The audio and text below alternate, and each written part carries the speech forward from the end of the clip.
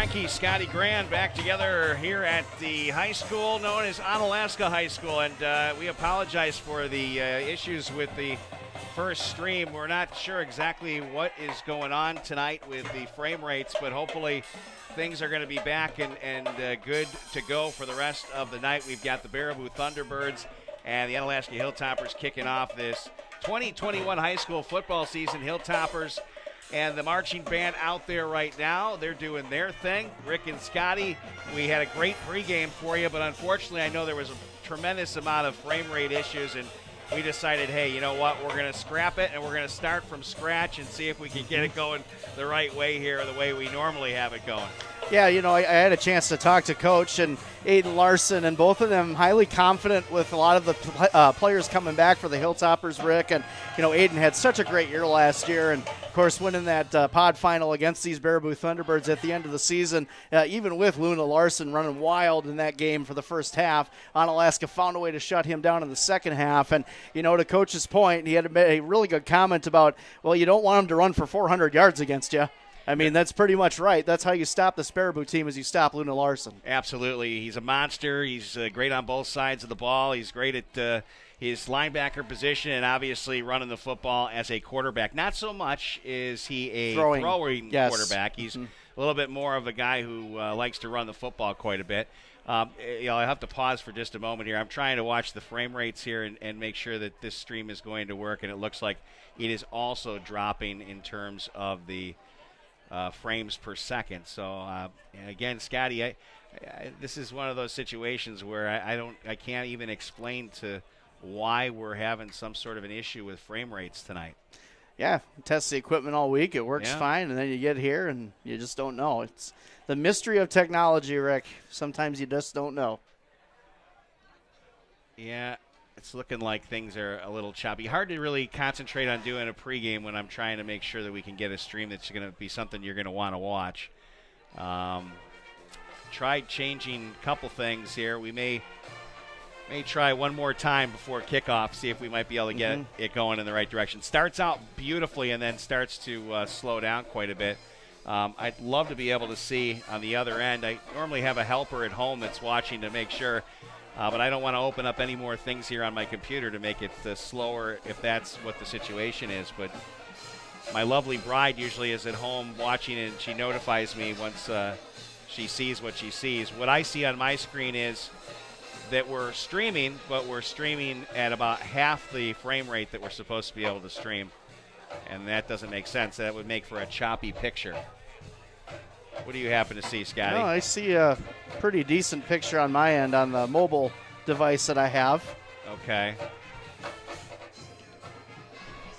Well, does it look like everybody's moving along? It does. It does not look choppy on my end. Let me check the screen here. What I see when I go to YouTube, this is the inside. You guys are getting the inside. It's just going to say the same thing. To behind the scenes, a broadcast, and you know, Jeff dark Ross, side of broadcasting. Jeff Ross again with us as our camera guy. I don't want to put something out there that's going to be too hard to watch. So I want to make sure that you guys are able to see things. I see there's the yeah, I got the same thing. Dance team is there. It looks like things are starting to work here at least a little bit better. My numbers don't come out as showing what we should be streaming at, but if we're rolling, we'll go with it as planned. Looks like we're using not enough frames per second. But I know Goody's gonna get ready to have the band perform our anthem. But Goody's actually in the stands right now. Really? Yeah. When you know everybody's talking about Luna Larson, I was on with John Papadopoulos on the Sports Lead on ESPN Radio 105.5, and we were talking about Luna Larson. You know, that's the first question. What do you do to stop Luna Larson? Well, you know, obviously Coach Bushman and the Hilltoppers, they know what the solution is. The question is, do you have the personnel to do it? Right. Because they did it in the second half of that pod final last year at Baraboo. So, you know, obviously things have changed up a little bit with the Hilltoppers and who they have personnel-wise. There's going to be some new names on that defensive line. Levi Bolstad, a junior, didn't get a tremendous amount of time last year. He'll be one of the defensive ends. Ben Stewart, you'll see him on offense as a tight end and also as a defensive end. He had 15 tackles last year, a couple of forced fumbles, and a fumble recovery. And then you've got the defensive tackles, Donovan Olson and Jonathan Nickram, both with some decent size. Olson a senior and Nickram a junior. And then at times you'll see Robert Bonner out there as a sub on that defensive line. And Lucas Rice, I don't know if he's suited up today or not. But the linebackers, Connor Johansson, he had 39 tackles last year. One of those tackles was for loss, and he was a key contributor in that game stopping Luna Larson. He ended up with 9 tackles. Yeah, I mean, he had a really good read. But overall, I felt like Johansson and he had some help probably from the secondary. Did a good job of stopping him in the second half. Yep. Also, you've got Sam Pika back, and Pika is a strong young man. The junior wearing number 11, 41 tackles last year. He had 9 in the game as well. 3 tackles for loss, a half a sack, and a pick 6, which a Pika pack is a Pika sack. Is that what it is? Unfortunately, we had that highlight in the pregame, but you probably weren't able to see because the frame rate was messed up. But what can you do? You can only do what you think is going to work. That's right. We want to bring the best part. I'm having a self-pity party. Yeah, we're good, man. The secondary, Aiden Larson going to be out there as one of the 2 corners, Nicky Odom the other. And, you look at Nicky and you say, okay, he's not real tall. But what Nicky can do is jump. Nicky can get up there and steal the ball. He's an athlete. I mean, if their definition of a freak athlete, Nicky Odom is one of those kids. And your safety, Sean Gillis, obviously a key contributor last year, 34 tackles, a tackle for loss, and a fumble recovery. And Ben Foss, you know him as Mr. Surefoot, but he's also a fantastic safety as well, 25 tackles and a couple of interceptions. And you will also see Matty Burnett out there at corner. You'll also see Adam Skifton coming in at safety. So that's what the defense looks like this year. There are some changes, but obviously next man up after your studs graduate. That's the story of high school football. I mean, transitions everything. I mean, it's every season there's something different, something new, positively, negatively, either way. I mean, there's always something to look forward to as a fan, and that's change. And there's a lot of change on both rosters tonight. So another quick look at the Baraboo Thunderbirds. Of course, last year losing that game 50-26 at home. They bring you Luna Larson at QB, and then we told you 1,200 yards on the ground, 14 touchdowns. He had 785 yards passing, 8 TDs, and 4 interceptions. But Kane Mahoney's another one of those guys who is back, and he was running the football last year a bit. 33 carries, 207 yards, a nice 6.3 per carry, 4 touchdowns, a couple of catches. And then also the fullback will be Isaac Pelland.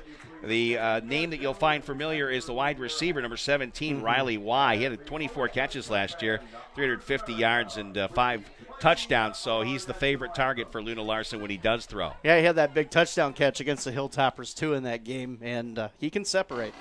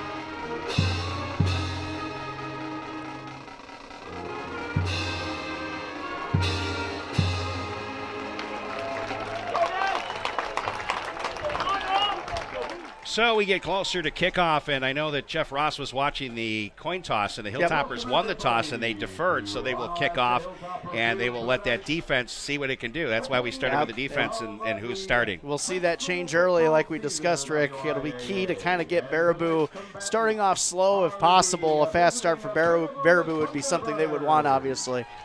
Finishing off the Baraboo starters on offense, we mentioned Riley Y, one receiver, also Caden Agnew, a senior. and Brady Henry. That rounds out the 3 wide receiver set.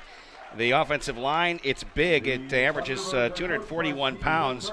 You say, where's the beef? 1,207 pounds of it on the Baraboo offensive line. Gabe McReynolds, 6'5", 225, a senior.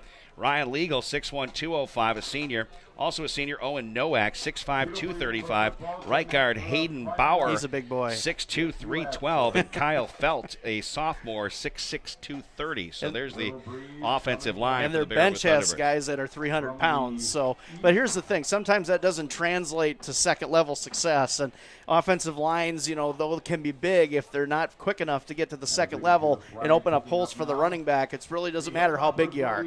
So we'll have to see how that how this goes through the game and see if Baraboo can do that against Onalaska's defense. Back deep for Baraboo, Riley Y. and Vincent Tikkanen. Of course, you got the information from head coach Steve Turkington as he's back again at the helm for this Baraboo Thunderbird squad.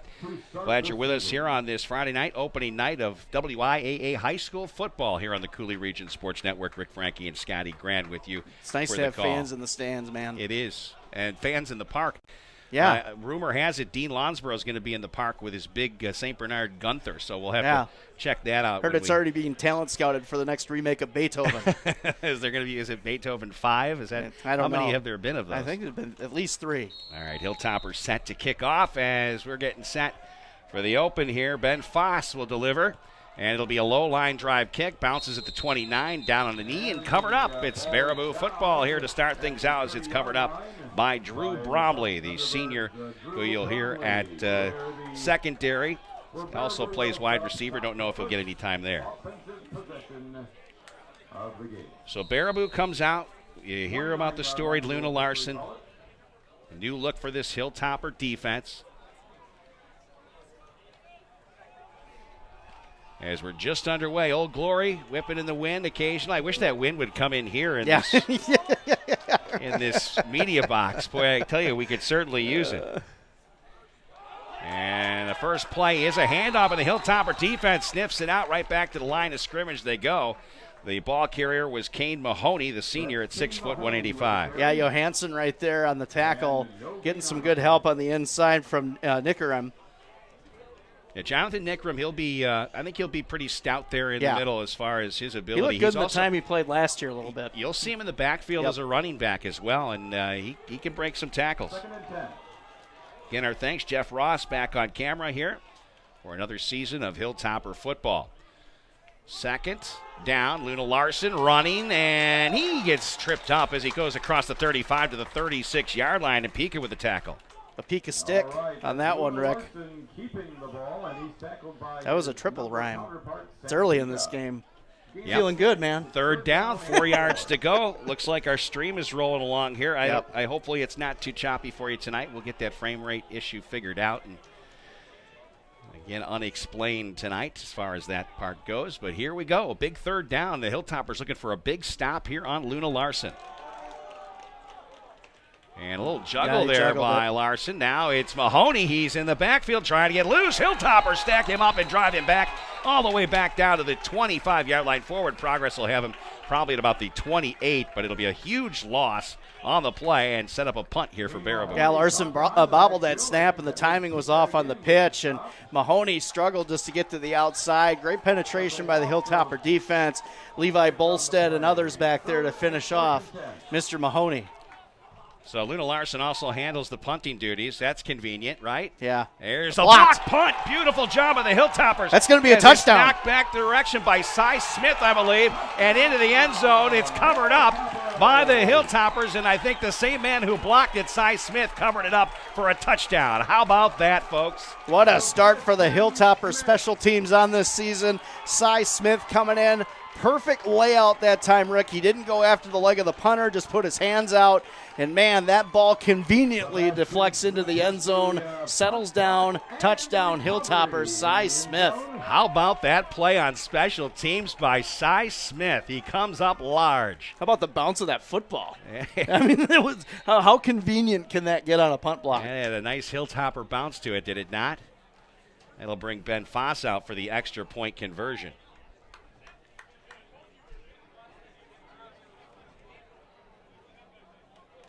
And I believe believe Pika is the long snapper here, so he will hopefully get off a good one here.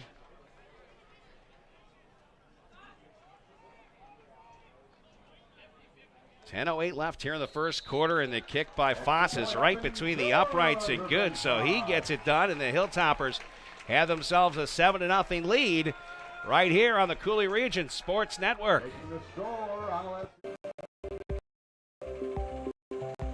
And Hilltopper Refuse and Recycling. We've been serving the Cooley region for over 35 years, so we know what it takes to meet all your waste and recycling needs.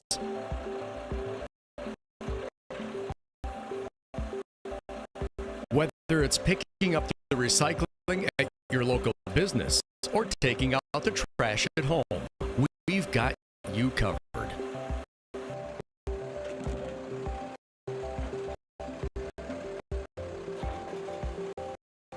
At Hilltopper Refuse and Recycling, we're at your disposal.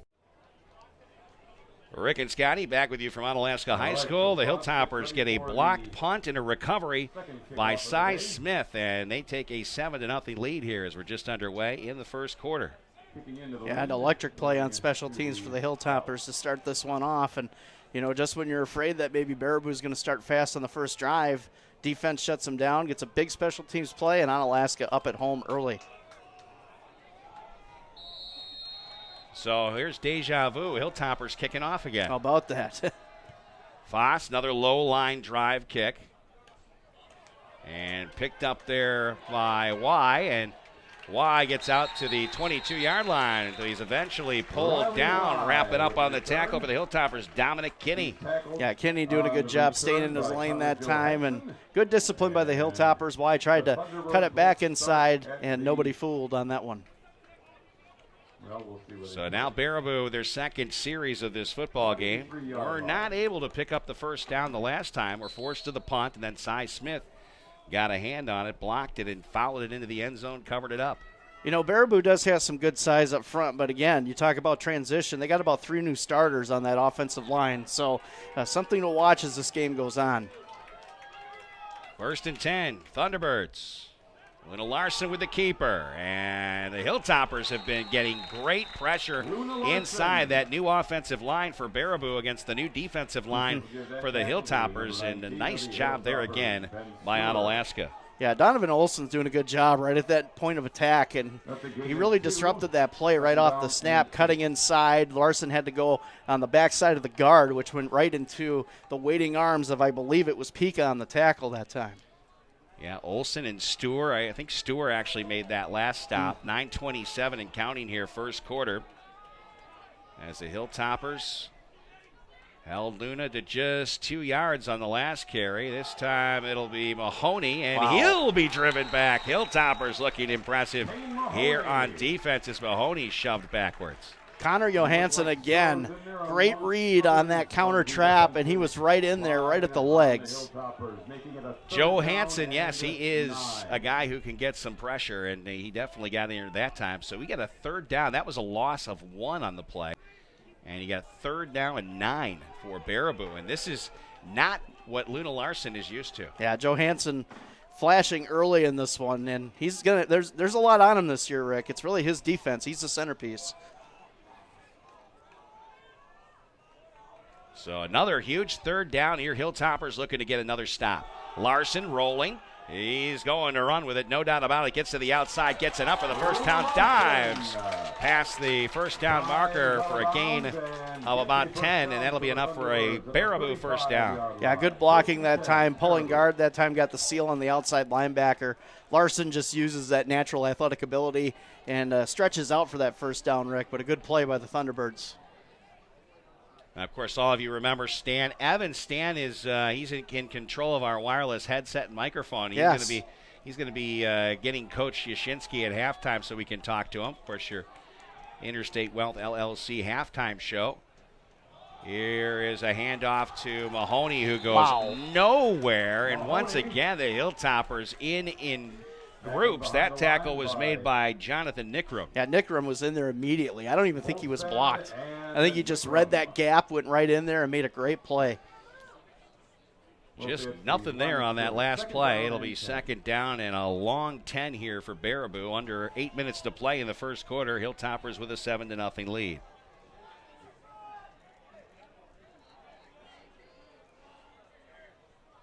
And here is Larson. He throws, and a nice bullet connects with his wide receiver. That's Brady Henry, and Henry gets a nice chunk of change into Hilltopper territory and out of bounds. Yeah, well-designed play that time by Baraboo. Roll out, and Henry waiting there for the quick hitch. And first down, Thunderbirds. Onalaska played a little soft on coverage that time too, Rick. Obviously, you always know the threat of Luna Larson running the football. That was a nice dish. He's put that with a little zip behind it, got it right on target. Confidently, too. Very confident in how he set his feet that time. So from the Hilltopper 40-yard line, 1st and 10, here's the Baraboo Thunderbirds with their first down of the game, and now, or I should say second first down of the game, and this time it's a running play off left tackle. And it'll be Donovan Olson tripping up Kane Mahoney, and a pickup of 3 on the play. Donovan Olson, aided by Ben Fox. Now Baraboo got a little bit of momentum now. 7 to go. Ball on the This is a little bit more what you expect from the Baraboo offense. I think that there's been some domination by this young Hilltopper defensive line here in the early goings. Definitely shown a lot of quickness at the point of attack. And we've Penalty. got our first flag of the game. I know the 12 men, maybe. Crew chief is Brian Babish. I don't know the rest of the crew. But Brian, you can see him. He's looking our direction and letting the box know that was offsides defense. Good old Brian Babish. He is the facilities manager. Like I see him at the Omni Center all the time. And you know, sometimes you see Dan Wick from the city here doing these games. But it's Brian Babish today. Huh, interesting. I don't think Dan's out there, unless that's him deep. That might be Dan, back further into Hilltopper territory. The one that's closest to the inflatable shark? Yes, it is. All right. Is it kind of a Hawaiian shirt theme today for the Ozone? Larson going to get stacked up. He's not going to get the first down. He's going to be pushed back Struggles for a yard. as he maybe gets 1 on the play. Yeah, good job by Donovan Olson and Johansson that time, getting in there immediately. Larson's no slouch. We've seen it, Rick. He's got some power. Got to get him around the legs and make sure you stop him from churning. There's Jeff showing the O-zone.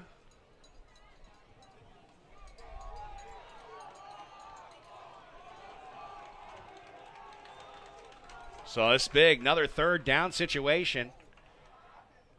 And expect Luna to keep it. He does. He gets hit, dives forward. I don't think he be got it. Short, and it'll be 4th down. The official on the side is Great penetration again by this young Onalaska defensive line. They have really looked good here. It's going to be 4th and inches, and you got to believe they're going to try to get Luna to go for it again here.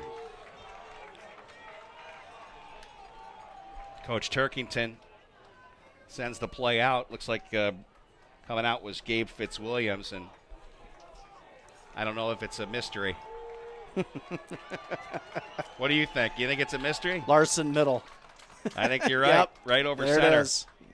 Nice penetration. And let's see the They're gonna give it penetration to was him. good. I think he had just enough to get it. They're going to He give only it to needed him. a couple of inches. Yeah, they're going to give it to him.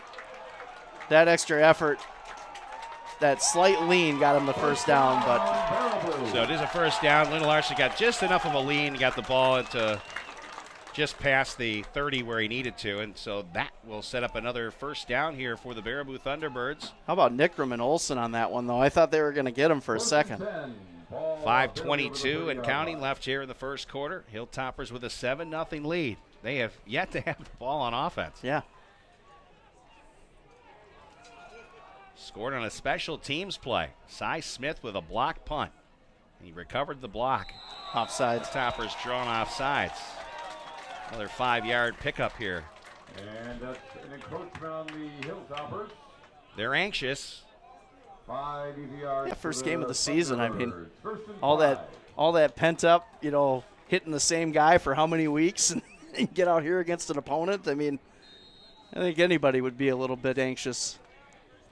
Yeah, they've been aggressive, and they've looked They've pretty looked darn good. I think, yeah. I agree. Still first down. It'll be 1st and 5 after the offsides penalty. Baraboo with the 3-receiver set again, and Mahoney in the backfield. Larson rolling, looking, throwing right, completes his pass to, I think that was Brady again. Pushed out of bounds by Nicky Odom. A short gain, though, Rick. It was almost like a quick dump out because he knew that he had pressure coming on the backside. He had to get rid of it. I'm surprised they haven't fired up the lights yet. I don't know how long it takes them to get going, but we're starting to get darker out here. Maybe they're waiting for Gunther to get here. Yeah, I haven't seen Gunther yet. Been looking in the park, but I haven't seen him. Yeah, the second down, and call it a long 2 here for Baraboo. Larson's thrown the ball a couple times. Here's Mahoney. Nice. He's brought down, finally taken. He was wrapped up by Connor Johansson, and Johansson did not throw him down, but he got some help to do it. Yeah, stirring Johansson that time, getting in the backfield. But like you said, Rick, Johansson's been like a heat-seeking missile in this first quarter. He's seen quite a bit of this offense last year, and I think he kind of knows some of the tendencies that the Thunderbirds are running, and he's playing right off of that instinct. Getting your TFLs all going here early on are the Hilltoppers. Absolutely. That was a loss of 3. I don't know if you give some assists on that one, but Connor Johansson was the first tackler in. And they're not going to get this going. They're going to have some trouble before the snap, and that's going to back up Baraboo 5 more yards. So now they're going to have that 3rd down and 9. Kyle Felt, the sophomore that time, tried to hide the quick twitch. So in case you're just joining us, the Hilltoppers have a 7-0 lead, but they've yet to touch the ball on offense. Baraboo's had it for a very long drive here after having to punt in their first series. Got to think they're going to throw the football in this situation. Larson in the pocket. Throws and juggled and incomplete. Not able to hang on. Pass was sent to Riley Y, but Y not able to haul it down. Yeah, good job that time by Cy Smith, too. He tried to, off that juggle, intercept the football. It just went right off his hands, Rick. It was very close to being a turnover for the Hilltoppers. Yeah, Cy getting some time out there now in the secondary after that great special teams play, and he's a gamer. 4th down and almost 10 yards to go here, and they're going for it. Larson and whistles here as he backs up. Timeout, maybe. Before the snap, right before the snap. You talk about coming really close there. They take a timeout. We'll keep it right here.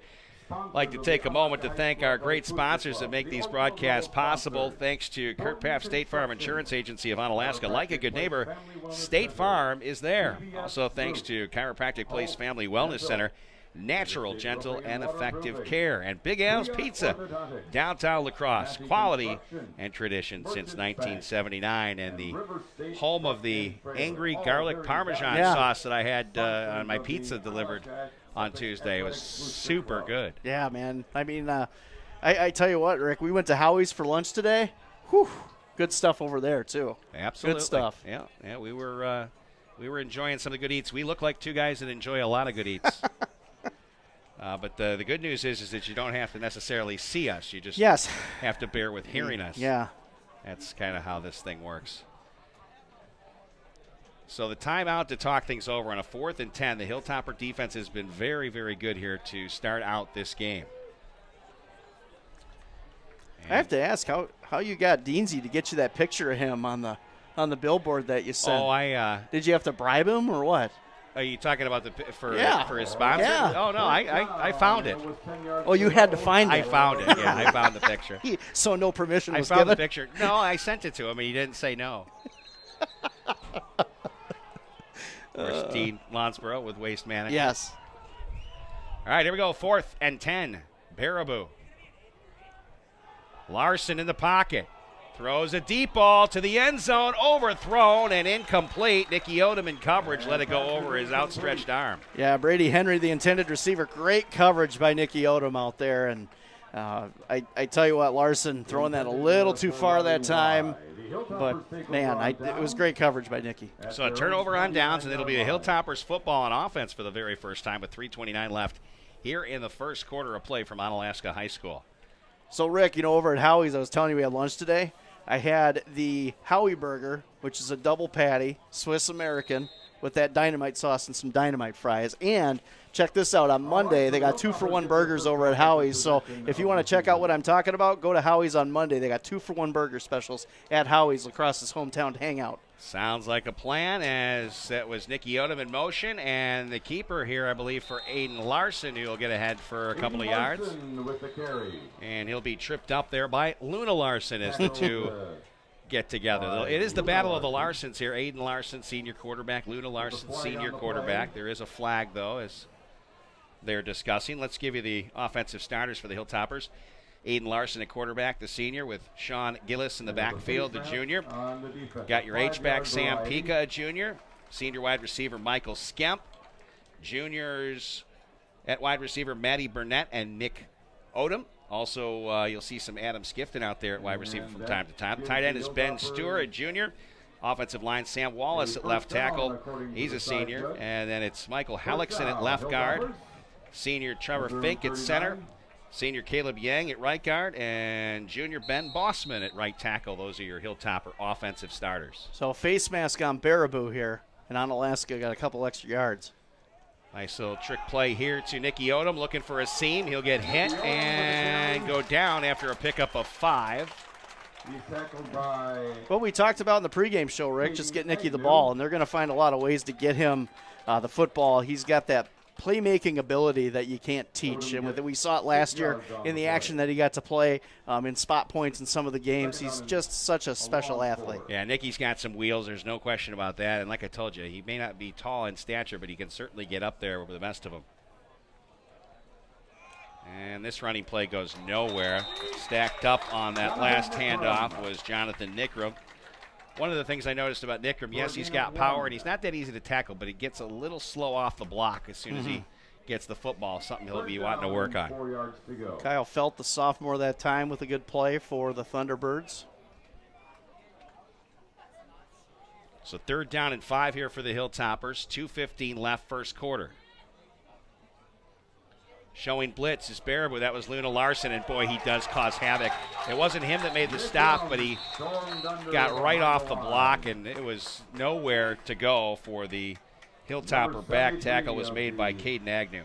Thunderbirds at Kyle Felt. Yeah, Felt, and I believe it was Gabe Fitzwilliams on the outside on the blitz. And Onalaska obviously going to punt here. 4th and 5, and it does look that way. Here comes Sam Pika in for the snap. And special teams punter Hilltoppers Brady Kuhn. And Kuhn kicks that one out of bounds. We'll see where they say it went out. Ryan Babish has it at the 30. Uh-oh, stop walking. The 39-yard line. So that went out a little bit earlier, I think, than Brady wanted it to. Yeah, a little bit. But again, first game, you're going to get a little bit more reps doing that, and probably get better as the season goes along, you would think, in that situation. The lights are now on. Yes, they are. 1:21 left here in the first quarter. Hilltoppers have only had the ball one time offensively, and that series just came to an end. This is the 3rd series here for Baraboo. First one, they had a blocked punt, which the Hilltoppers scored on. Second one, they drove the ball down the field, but eventually stopped on turnover on downs. Motion for Riley Y. Larson, the keeper, and stacked up at the line of scrimmage. Still manages to get through 3 tacklers and get ahead for a pickup of 3. Yeah, not bad that time. Onalaska was on a middle blitz that time. Both linebackers coming inside to kind of throw him off. But again, the power of Larson, very deceptive. He can really get that second level with his strength and his legs. So 2nd and 7 here for Baraboo. It is a hot night here in the Cooley region.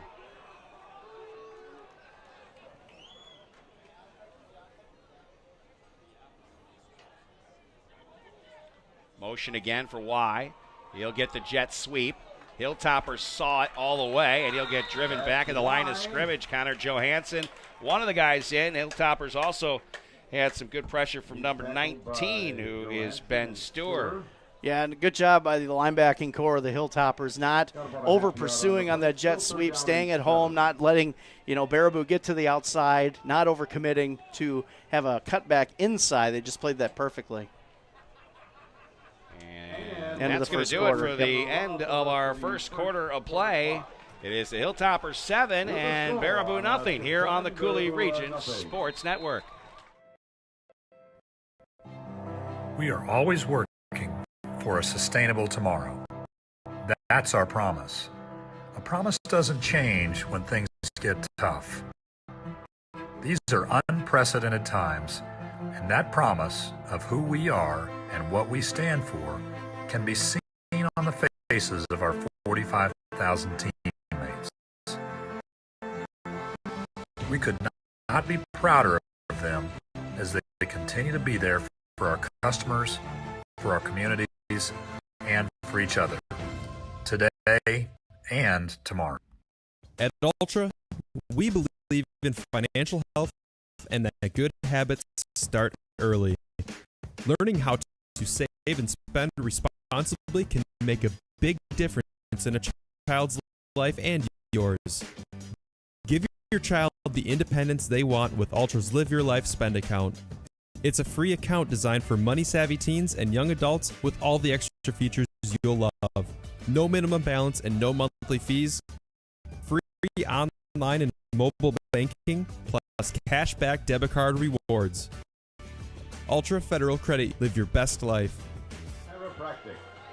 Rick and Scotty back with you from Onalaska High School as we head to the second quarter. And Scotty, your take on things so far? Well, I think overall both teams, really still trying to find their footing offensively. I think Baraboo's had some flashes of what they like to do, but man, how about Onalaska's defense? Been so quick on the point of attack, really well coached and prepared for this running attack of the Thunderbirds. I've been really impressed with how the defense of the Hilltoppers has really shown out in that first quarter, because we know that Luna Larson is such an explosive player. But again, Baraboo has a young offensive line, so you can take advantage of that. I think so far Onalaska's defense has been up to the task. Checking out the band, Jeff Ross, getting you some video there. Of course, the dance team will perform. King Shark is a shark. At halftime, there is yes. the shark, and it's not a party until there's a tuba player, and there was a tuba player out there. Darn right. My son's a tuba player. Excellent. Yes.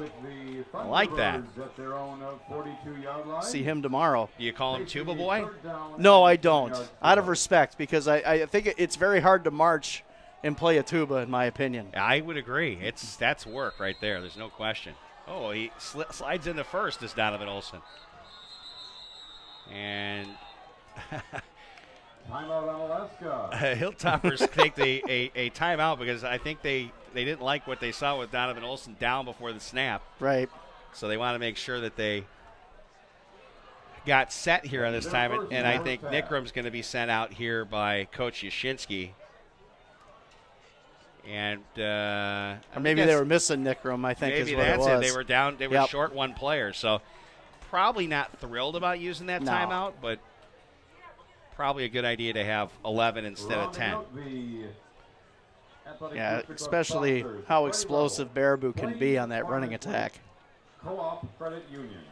He's Auto Care Specialist. All right, getting back to action. Our thanks to Hilltopper Refuse and Recycling Service, Lacrosse's leader in waste management solutions. One of our great sponsors.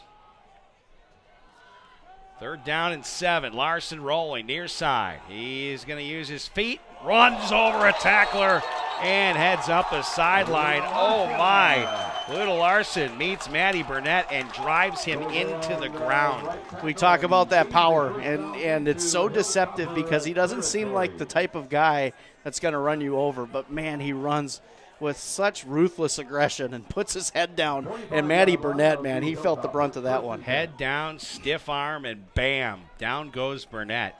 I think he might be a little leery next time when he approaches. We'll see how Thing is, you got a chance to wrap this guy up. You got to take a shot at him. You can't be leery. Got to get down a little lower. You do. I agree. Get lower on him. There's no question about that. He was not at the level he needed to be and paid the price.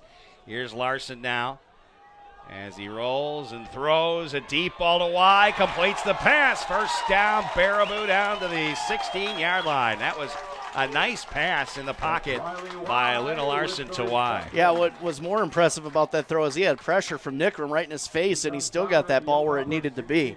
Y with a great adjustment on the catch. So down to the 16-yard line. This is the best situation so far here for Baraboo as we're just underway in our second quarter. Hilltoppers leading 7-0. Definitely not the same kind of game as the shootout down in Baraboo last year. Not even close, but man, still fun to have some football here this time of year. And there's going to be a run left side, and nice job by Mahoney dragging Hilltopper tacklers all the way down to about the 6-yard line. And that's the Larson effect right there, is that Onalaska defense kind of sucked into Luna that time, and then off that trap, you got Mahoney. All of a sudden, the first point of contact's 5 yards after the run. So that's what also the other thing that Larson brings to the table.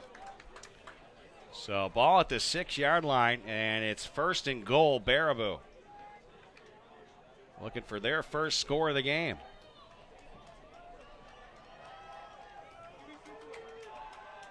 Hilltoppers need a big stop right here. And it's a bad snap. Larson has to go back to claim it, but now he's up on his feet and moving. Where are the Hilltoppers? Wow. He runs it in. A bad snap, and he makes good on it for a 6-yard touchdown run. And Luna Larson gets Baraboo on the board at 7-6, 10:58 left here in the first half. A little surprised by that, Rick. Bad snap. It looked like we had at least 3 Hilltoppers in the backfield. Larson somehow comes out with the football and comes up with 6 points for the Thunderbirds. Wow, I'm surprised. It looked to me like Stewart was there, and he kind of just watched Larson pick it up and stroll in. They'd like to have that play over defensively. Absolutely. The Brady Henry, I believe, is the place kicker. Larson holds. And the kick is up in between the uprights and good. And Brady Henry hits it. 7-7 the score here with 10:58 left in the second quarter here on the Cooley Region Sports Network. It's raining again. You're trying to sleep upstairs, but you're thinking about what's going on down here. How is your sump pump doing? Is it still running? What will you find in the basement? At Every Plumbing, we want you to sleep with confidence during the heaviest of rains. Our double sump pump with controller system will give you that confidence. It minimizes wear and tear on pumps, and if one fails, there's always a backup. Call Every Plumbing today for a free estimate. Rick and Scotty back with you from Onalaska High School. Baraboo on the board. A 6-yard touchdown run by Luna Larson, and on a bad snap, no less. It was wide of the quarterback, and he was able to go back, pick it up at about the 11, and take it in. So technically it was an 11-yard run, but it only gets credit for 6. Right. And again, just kind of the defense just really not taking advantage of an opportunity there to really put Baraboo in a tough spot in a goal line situation. And I tell you, you can't give Baraboo that many that good of an opportunity to put that ball in the end zone like that. They're too good of a football team. Hilltoppers will await the kick. Maddie Burnett and Nikki Odom, the deep men for the Hilltoppers. Riley Wise kick end over end. Taken by Nikki. They'll trade places because he comes to the near side. Nikki with great feet. Nikki looking to get to the outside, tiptoes the sideline. Nikki cutting back in, and he's still up, never went out of bounds. Now cutting back to the center. Here's Nikki Odom. He's gone. Look at little Nikki run. Nikki out across midfield. Nikki to the 40. Nikki finally thrown down the 29-yard line. What a return by Nikki Odom. I thought for sure when he reversed field on that spin move here at the 40 and came all the way around, man, I really thought he was going to take that to the house. I think he actually ran out of gas. I think he did too. I mean, that's a small car. It's tough to put that much fuel in it. That was quite the analogy, Rick. That was good. I like that. Thank you. I wish he would have gone all the way. What a great run. But, I mean, you think about how much he ran from one side of the field to the other twice. Yes, that's a lot of yardage. That was at least the length of the football field, as much running as he did. So 1st and 10, Hilltoppers in Baraboo territory from the 30-yard line. Here's Gillis up the middle, rumbling, stumbling, and finally getting across the first down marker, still on his feet, and finally down a 12-yard carry. Yeah, great run by Gillis that time. A lot of strength shown. Ben Bossman with a good block to set that up, too. Nice hole to run through. Well, that's what you want to see out of these Here comes the high Hilltoppers. tempo. Hurry up offense. Coach Yashinsky, not only the head coach, the offensive coordinator, and he's got the boys moving quick here. Aiden Larson. He'll hand it off again. Gillis pounding ahead, and it'll be another nice pickup. Looked like that was Ryan Legal who made the stop, 6'1", 205. He's a senior linebacker. 13-yard line is the line of scrimmage, 2nd down and 5. So a 5-yard pickup. Gillis with a 12-yard run and a 5-yard run, and he's finally starting to get his legs under him. Hey, Sean Evans, the son of Stan Evans, with a nice seal block to set up that run. How about that? Keep your eyes peeled. The winner will be announced after the halftime. So I'm sure Stan's happy. I don't see him on the sidelines, though. That's the pitch to Nicky, looking for blockers in front. Not a lot there, and he gets tripped up. Maybe back to the line of scrimmage. Yeah, that play kind of developed a little slower, I think, than Coach Yashinsky would have liked. Didn't look like the speed was there coming around the edge that time from the pulling guard. Baraboo with an easy play that time. 9:20 and counting down here in the second quarter, 7-7. Hilltoppers looking to answer the Baraboo touchdown. Gillis in the backfield. Matty Burnett split left, Nicky to the right. Here's Larson looking good, blocking, throws to the middle, completes the pass, touchdown. Michael Skep right there for the catch, and the Hilltoppers take a 13-7 lead. 6'5", 200 pounds, and wingspan upon wingspan, and that time with a good cut inside on that in route. Michael Skep used that length to catch that football, Rick, and Aiden Larson talked about it, kind of his security blanket, looked for it, touchdown Hilltoppers. Guys have played together for so long, you know, they just have a feel for each other, and that was a nice zip on that pass by Aiden Larson. Good hands by Skemp, and now it'll be Ben Foss looking for another extra point. Aiden Larson, the holder.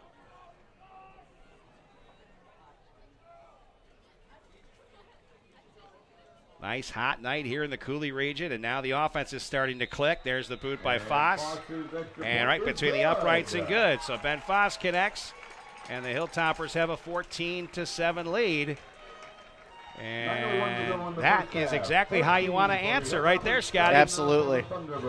We'll take a quick break. Be back with more high school football here on the Cooley Region Sports Network. Noble Insurance Service, building strong relationships to secure your future. Whether you need homeowners insurance, auto insurance, life insurance, or commercial insurance, we work with a variety of companies. That ensures you get the protection you need. At Noble Insurance, we're committed to creating a partnership so that as your needs change, your coverage keeps pace. Call Noble Insurance Service and let's create a plan personalized just for you and your needs.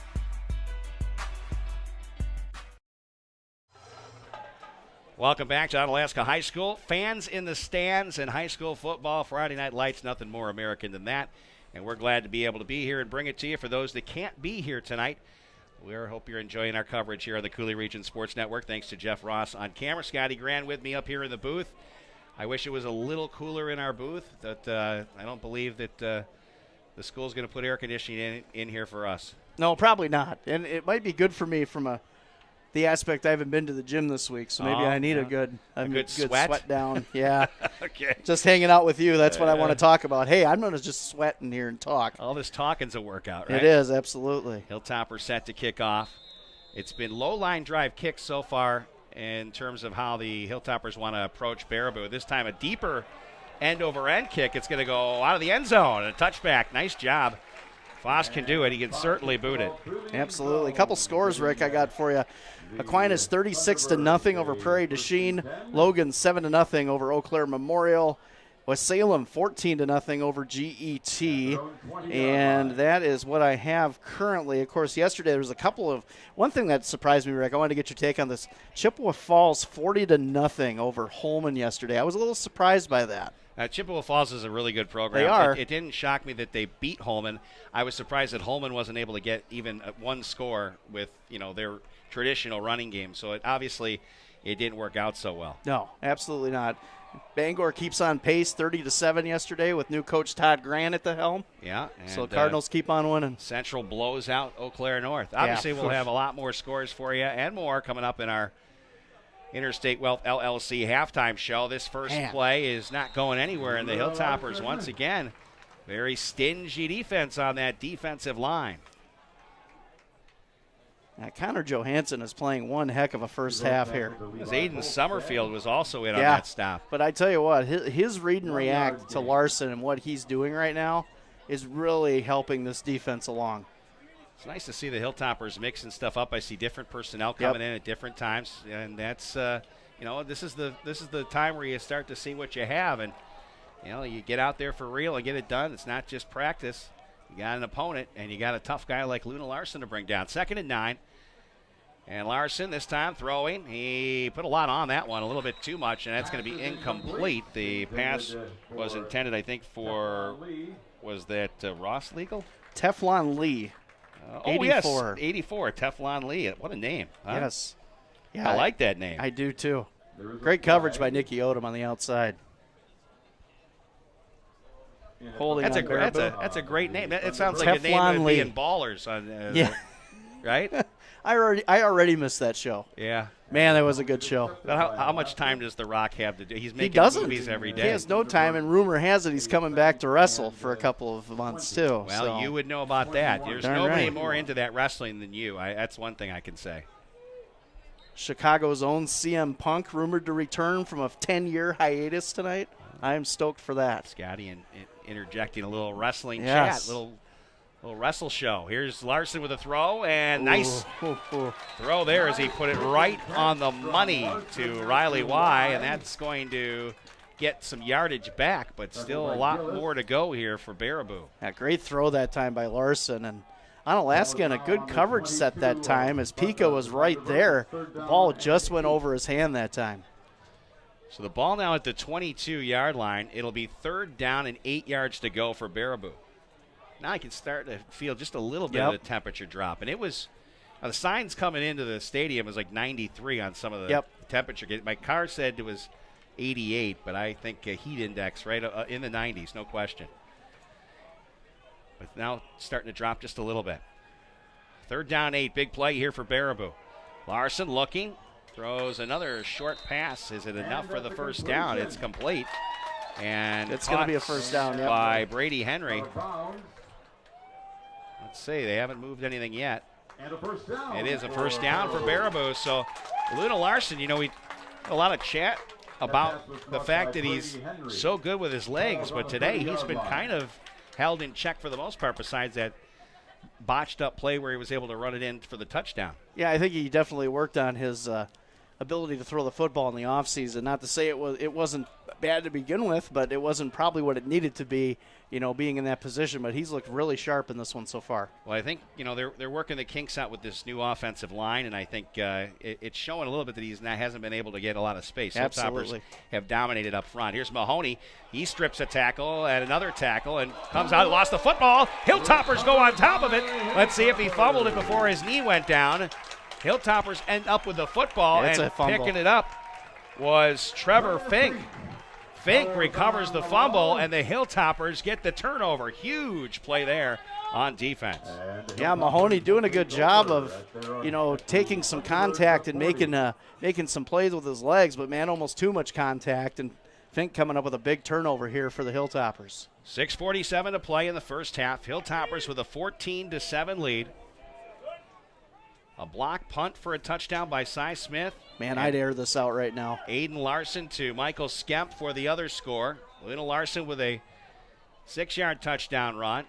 Here's Gillis to throw deep down the field. The flea flicker, and that is incomplete. Skemp, the intended receiver. Gillis was a quarterback as well. Yeah, I didn't get a lot of time to throw that time. Not Gillis, I'm sorry. That was my mistake. That was Adam Skifton. Yeah, Skifton, though, didn't have a lot of time to get rid of that ball. At 20. It was good defense by Baraboo getting in. Got some good penetration. Skifton didn't really get to set his feet, and Baraboo wasn't fooled by that. They had 3 guys downfield. So they worked in a little trick play for Adam Skifton, who is the future at quarterback after this season. Keeper for Larson to the near sideline. And he'll get some, but not enough for a first down, maybe 5. Yeah, good block on the outside that time. I believe that was Ben Bossman. 35. Larson said you'd see a little bit more of him running the football this year. He did. You had a nice interview with him. We'll see if we can pop that up on the social networks since we were having a little technical issues with frame rates here in the pregame show, so we will try to share that. Of course, the Amy Lorentz, Gerard Heschler Realty pregame show. Here's Nicky. And Nicky will dance ahead, but he got tripped up short of the first down marker, maybe 3 or 4. Tell you what, though, when he turns the corner and he plants that foot, you see that extra gear, and that's the thing that excites you. They're going to go for it here. Yeah, 4th down and about 4 yards to go.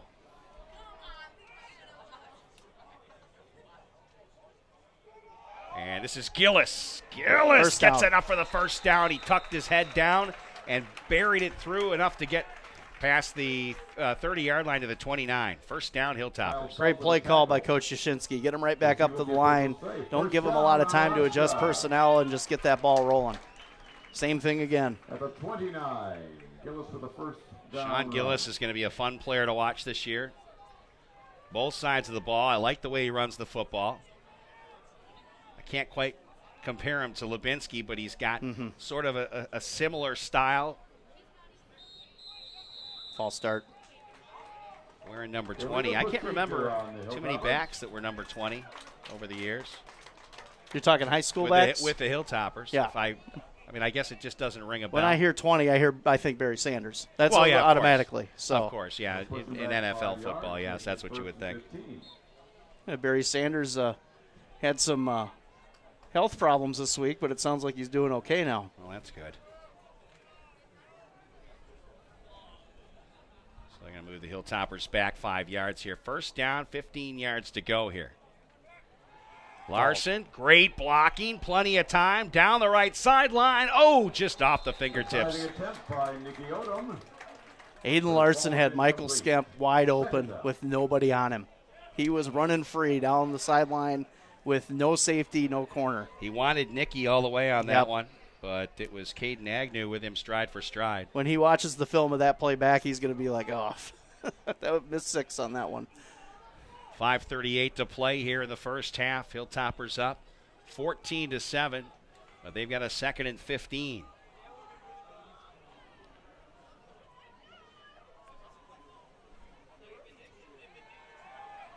And here's Larson rolling, throwing, left, completes the pass. Here's Skep, makes a couple of nice moves.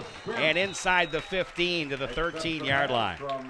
And a great play by Larson that time, and they caught Baraboo in a deep cover 3. Nobody was really around Skemp at all within 10 yards, so great catch. And Mac just messaged me and said, Robin Finko, one of the greats for the Onalaska Hilltoppers, wore number 20. That was before my time here in the Cooley region. But I obviously know who Robin Finko is. 5:14 and counting. 1st and 10, Hilltoppers and a big play to Michael Skemp. Second connection today. Hit was Aiden Larson to the end zone, just incomplete. Almost intercepted. Flag on the play. There is a penalty flag. Personal foul, face mask. Hit to the head, I think. On the Thunderbirds. Face mask on Baraboo. It involved a head or something. So that's going to be a half the distance penalty. Half the distance, right, and an automatic first down. So 1st and goal. Probably whoever was coming around the edge on Larson probably got a handful of masks, would be my guess. 5:07 to play here. The face mask penalty on Baraboo is going to set the Hilltoppers up nicely for a 1st and goal. There remains first down. And looks like the football placed 7-yard at the penalty 7. Half the distance. And stacked up at the line of scrimmage. Not going to get anything there. This is where I watch my screen because it's really tough to see much over there. Bryce Morris that time with a good play. 2nd and goal to go here. Hilltoppers looking to punch it in for their 3rd score of the game. For the Hilltoppers.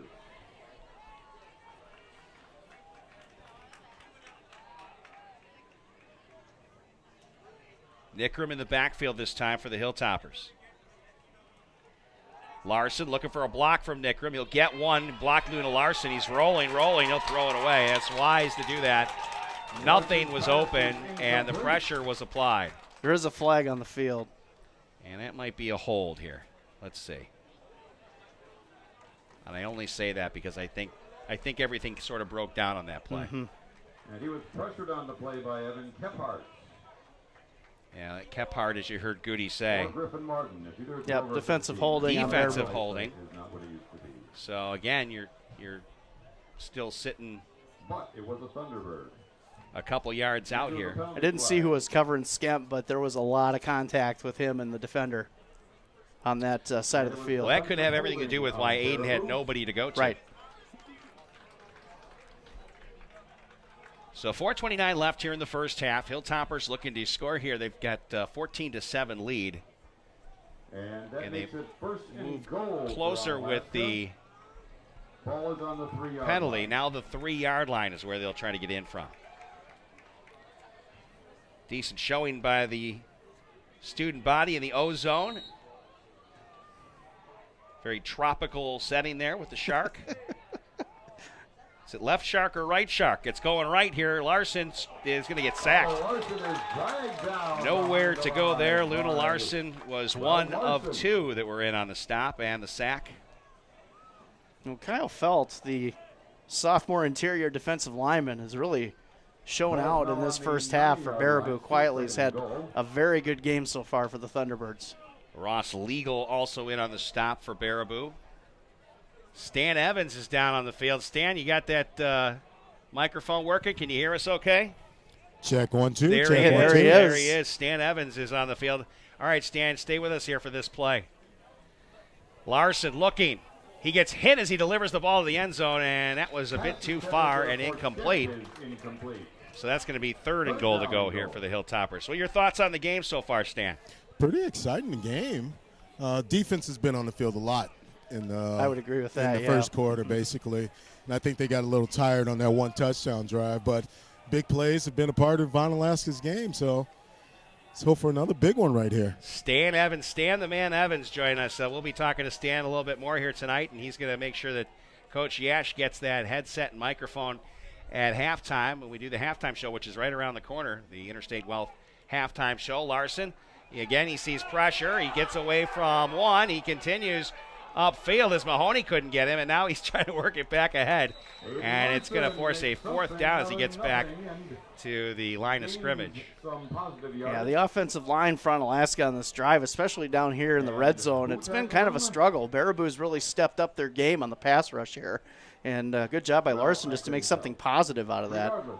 Well, you hate to just leave the points here. I mean, they've tried now multiple times from a 1st and goal. They're looking to the sidelines, and do you take the 3 here? I mean, it's not a gimme in high school football. Correct. For a field goal. I mean, it's certainly within, Ben Foskin hit from 45, probably from 50. They're going to call timeout. They're going to take a timeout. Yeah, I think that's wise. That's good. And why they take a timeout, what is going on over at the Crow? Oh, man, the Crow's got a lot going on right now. They got the 3 Sheep Brewery Tap Takeover on August 26th. That's going on from 6 to 8. 9+ beers on tap. What else have they got going on? Wingo. Every Wednesday night you get some wings. You get to play some bingo. That goes on at 9 o'clock over at Howdy's. And some of the features, Rick, you got Taco Tuesday, $11.99 for chicken, pork, or shrimp tacos. And on Wednesday we talked about Wingo. It's that boneless and cauliflower wing deal, $7 on Wingo Wednesdays, the wing deal. Yeah, man, the Crow, that's something else to go to. I mean, my wife actually went there the other day for a work function for lunch. Phenomenal. She had a wrap that was great. She had some white bean chicken chili that she said was the best she's ever had. Oh, it all sounds good to me. Stan's either trying to read his phone or he's taking a picture of us. I'm not sure what he's doing. Which is it, Stan? Taking a picture of you guys. Oh, all right. We should smile and look towards you then, right? Up there. Oh, yeah. Yeah, that's highly debatable, especially this guy. Don't zoom in, that's for sure, because you'll see the sweat droplets on my forehead. I can't zoom in. You guys become blurry. Yeah, right. Well, we could become blobs, even bigger blobs. Is that what you're saying? Sometimes we are a puddle of mud. Well, all right. I don't think it's because of the... All right. Here we go. It's 4th down, and the Hilltoppers have decided they're going to go for it. Nickram is in the backfield with Aiden Larson. Nicky split to the right. Michael Skemp and Matty Burnett to the left. I think Aiden Larson might use his feet here. Let's see. Here it is. Larson rolling. He sees pressure from behind, and he overthrows Matty Burnett. And that'll be a turnover on downs. Great defensive stop by Baraboo. Yeah, and better protection that time for Larson. He just, think you said it, Rick. He heard some footsteps because he's seen a lot of it, during this drive, and that time just overthrew Matty Burnett. Stan, as the turnover and downs here real quick, I want you just to get a shout-out to the River City Rough Riders in their championship season. Oh, it was a great championship. I actually wanted to go and drive down to the game, but, due to the weather, I just really didn't want to go down and drive in all that weather. They were delayed for a couple of hours, too, but got to see the game online, and what an exciting finish. And now you're the PA voice of the Rough Riders, right? So proud of the River City Rough Riders on this championship. They deserved it. They work hard. They prided themselves as a team. And, when you do that, the champion.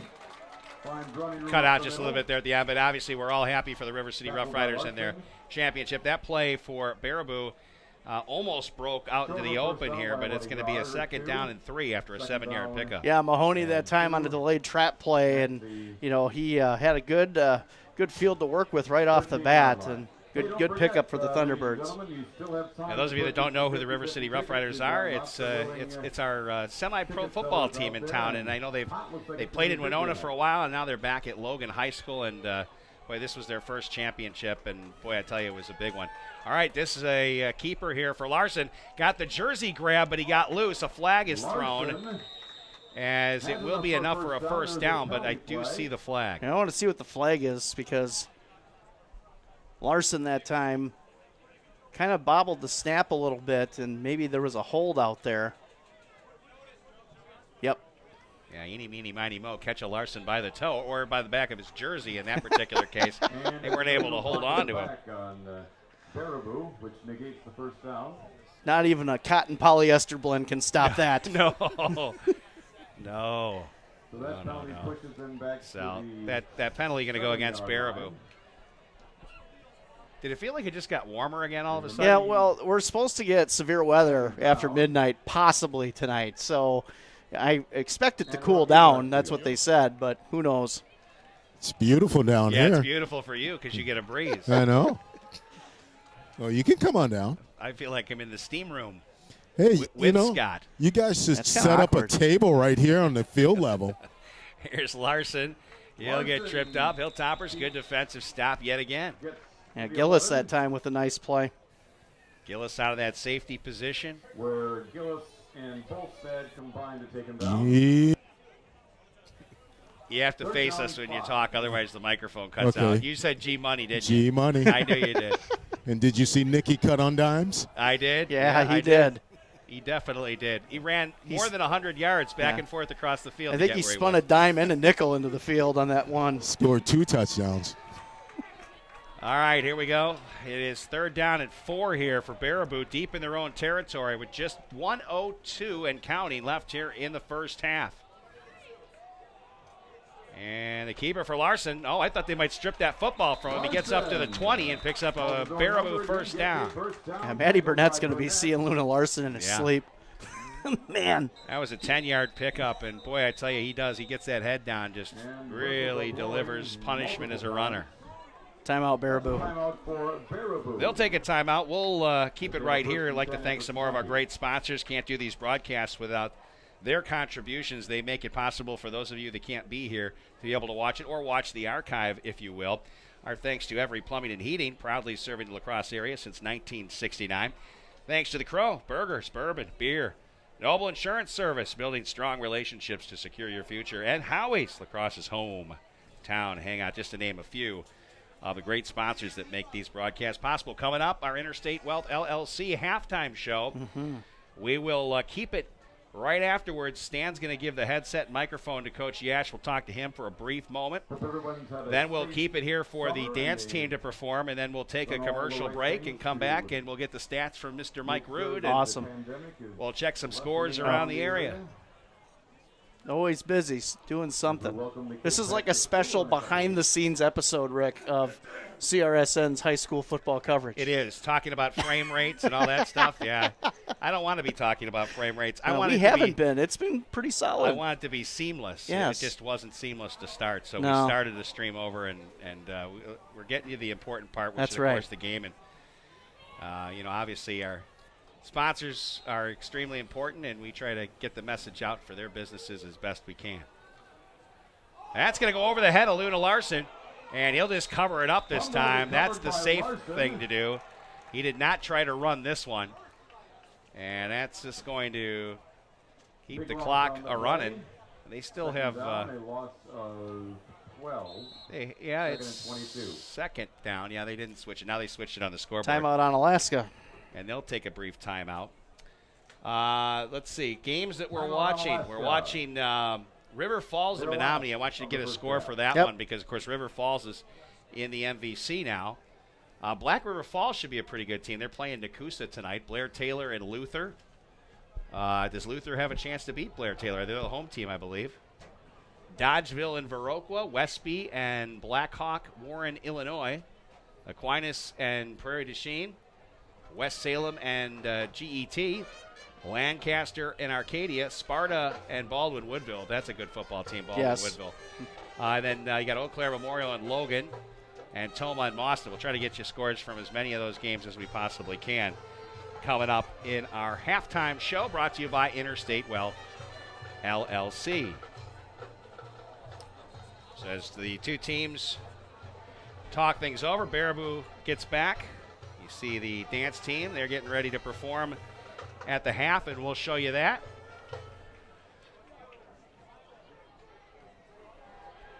As we get back to some normality with fans in the stands and a regular start to the high school football season.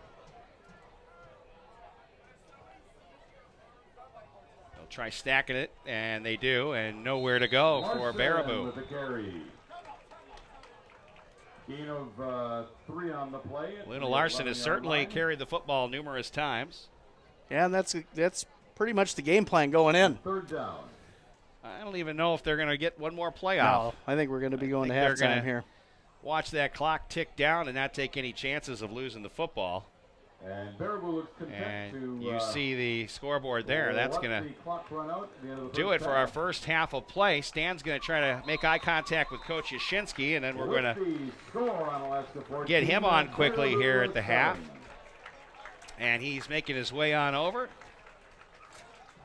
Stan will hand him that. And Scotty, I'll let you get things going here. Coach Yashinsky, great first half of football. Nice to be playing normal scheduled August 20th, first game of the season with fans in the stands, right? I don't know if the button is turned on. I don't know if Stan did that for you.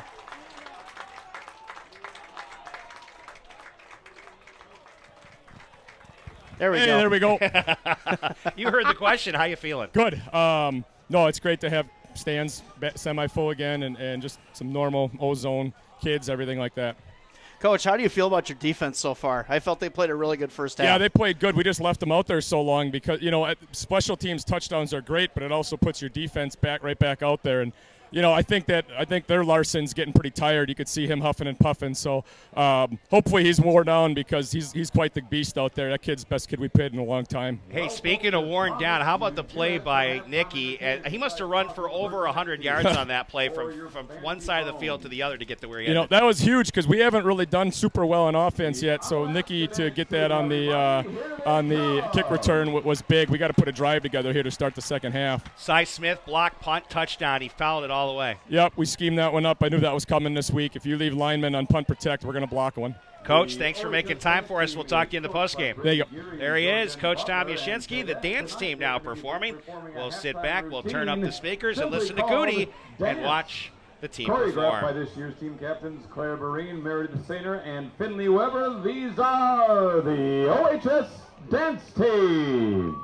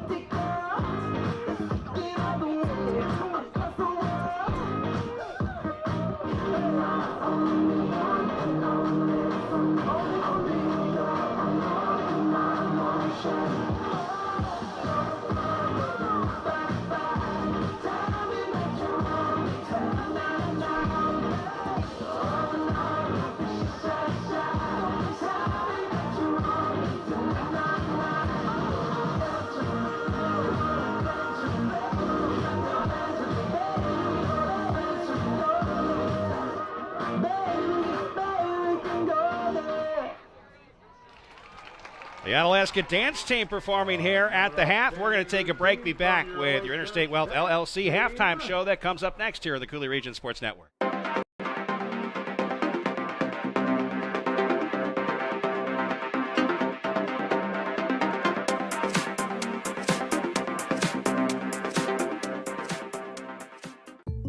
Jake from State Farm. I would like to formally extend my gratitude for the Russell rate on my insurance. Do you mean surprisingly great rates from State Farm? I don't believe in accepting help, but I'll make an exception. Here's the deal, Russell. There's no special rate. These prices are for everyone. With the oak and the eagle as witness, consider us square. I made that from memory. I know your face that well. When you want the real deal, like a good neighbor, State Farm is there. Call State Farm agent Kurt Paff in Onalaska at 608-783-1130. Every time I go to Angelini's Pizzeria and Restaurante in Onalaska, I have a problem deciding on which menu items to order because they're all so amazing. I mean, how does one choose between Chicago stuffed pizza with that tangy tomato sauce and luscious cheese, or a deep dish pan pizza packed with flavor, or Angelini's thin crust pizza with that magical crunch, lasagna, risotto de pesce, lobster linguine, calamari. Man, this is tough. Hey, at least I know I'll finish the meal with cannolis. Angelini's Pizzeria and Restaurante on Highway 35 in Onalaska. You're invited to taste the difference. At Hilltopper Refuse and Recycling, we've been serving the Coulee region for over 35 years, so we know what it takes to meet all your waste and recycling needs. Whether it's picking up the recycling at your local business or taking out the trash at home, we've got you covered.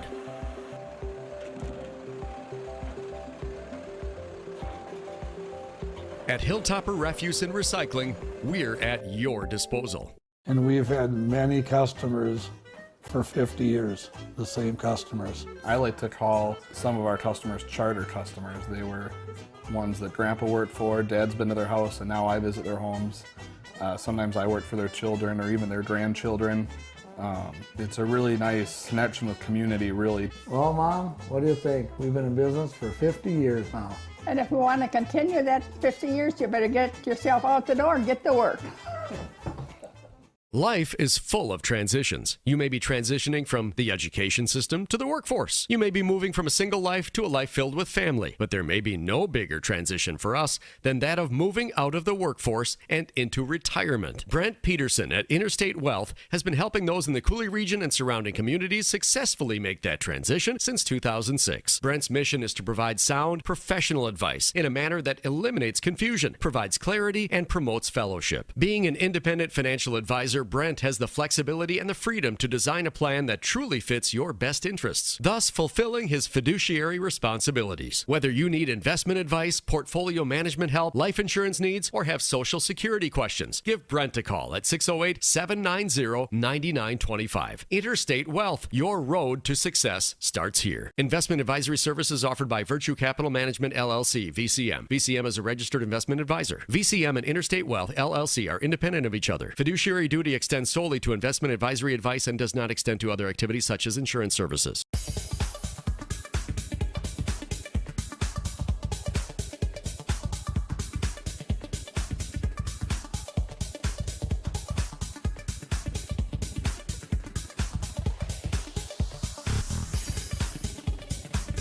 It's time for the Interstate Wealth LLC halftime show. Welcome to the Interstate Wealth LLC halftime show. Rick and Scotty with you in the booth. Our good friend Mike Rood has got the numbers that came in the first half for both Baraboo and for Onalaska. And Scotty, take it away. So total offense for Baraboo, $149. Onalaska only 72 yards. Number of plays, 31 for Baraboo, 19 for the Hilltoppers.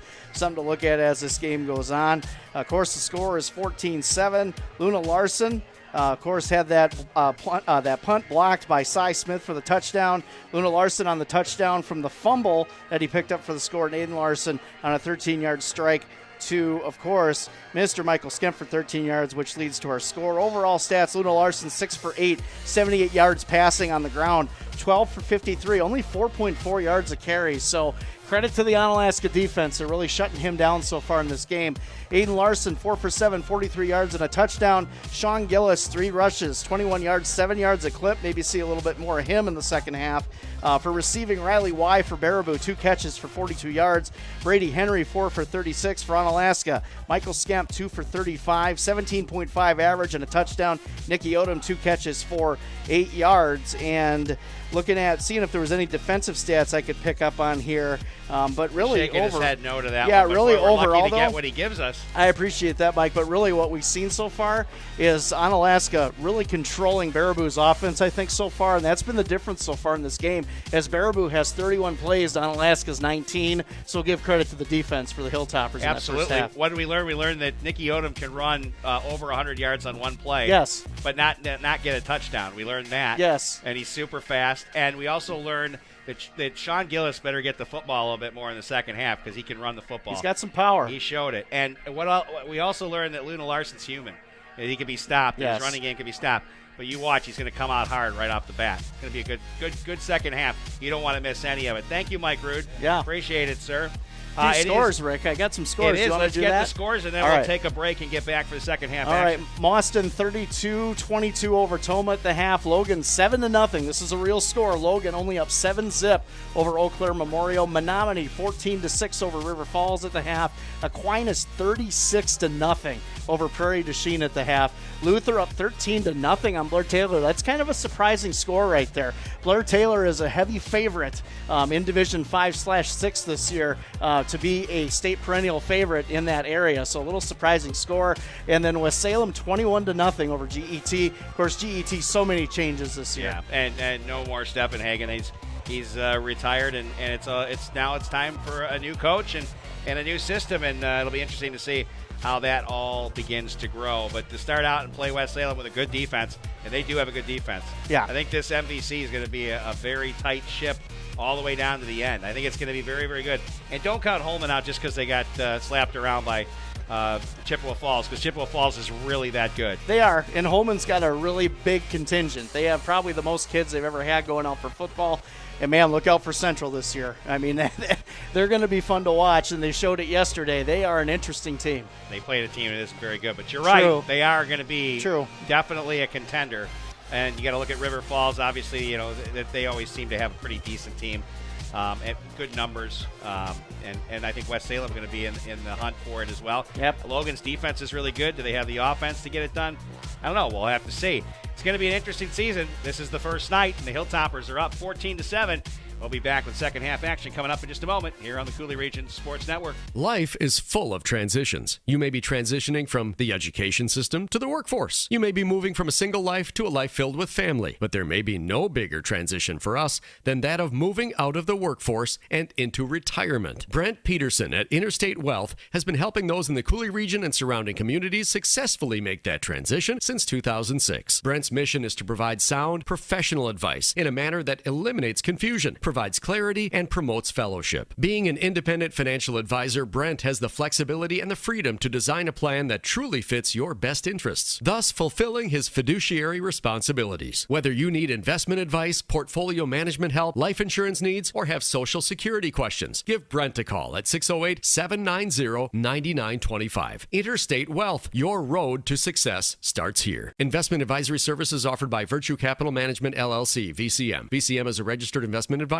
VCM and Interstate Wealth, LLC are independent of each other. Fiduciary duty extends solely to investment advisory advice and does not extend to other activities such as insurance services. Imagine if you could feel better and live healthier without drugs or surgery. What if we told you that at Chiropractic Place Family Wellness Centers, we can help you turn that thought into a reality for you and your family with safe, gentle, and effective chiropractic care. At Chiropractic Place Family Wellness Centers, we focus on treating the whole person at one of our multiple locations, located in Southwest Wisconsin. We are a team of family-oriented chiropractors who offer our patients quality care as it relates to nutrition and weight loss, exercise, and living a healthy lifestyle. From newborns to seniors and everyone in between, all of our patients can experience the benefits of chiropractic care. Whether you're visiting us because you want to feel better, get out of pain, or even lose weight, we want you to know that you've come to the right place on your journey to wellness. Through tailored and specific care plans, we'll create the best treatment for your unique needs. And we don't stop there. We'll listen to your concerns and make you a partner in your care. At Chiropractic Place Family Wellness Centers, we don't just get you well, we'll help you stay well too. Discover the Chiropractic Place Family Wellness Center's difference.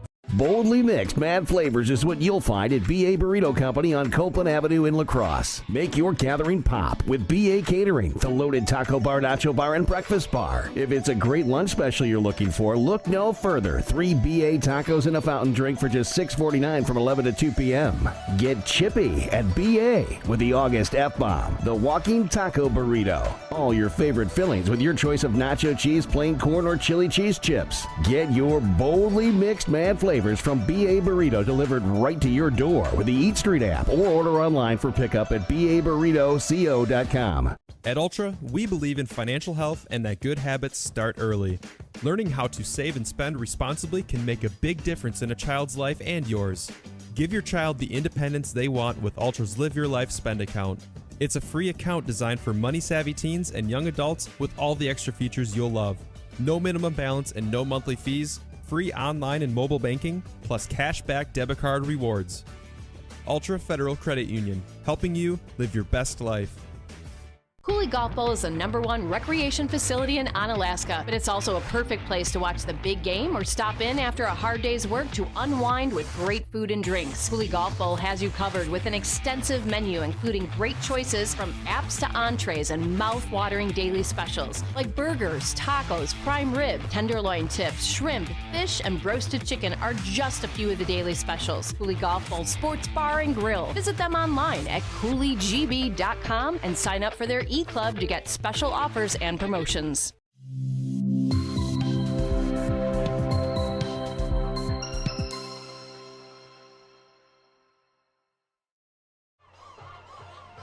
Welcome back to Onalaska High School. Rick Franke and Scotty Grant with you, as we always are, for our Onalaska High School football as we get set for second half action between the Hilltoppers and the Baraboo Thunderbirds. Onalaska with a 14-7 lead. We've got about 2.5 minutes till the kickoff of our second half. And Scotty, I don't know if you want to roll through some of those scores again, what you had at our halftime show, just to kind of get people caught up to speed. I know that some of them might have changed a little bit by Yep. now, but nonetheless, go ahead and shoot through those real quick. Yeah, so what we had, Mauston 32-22 over Toma at the half. Logan up 7-0 on Eau Claire Memorial at the half.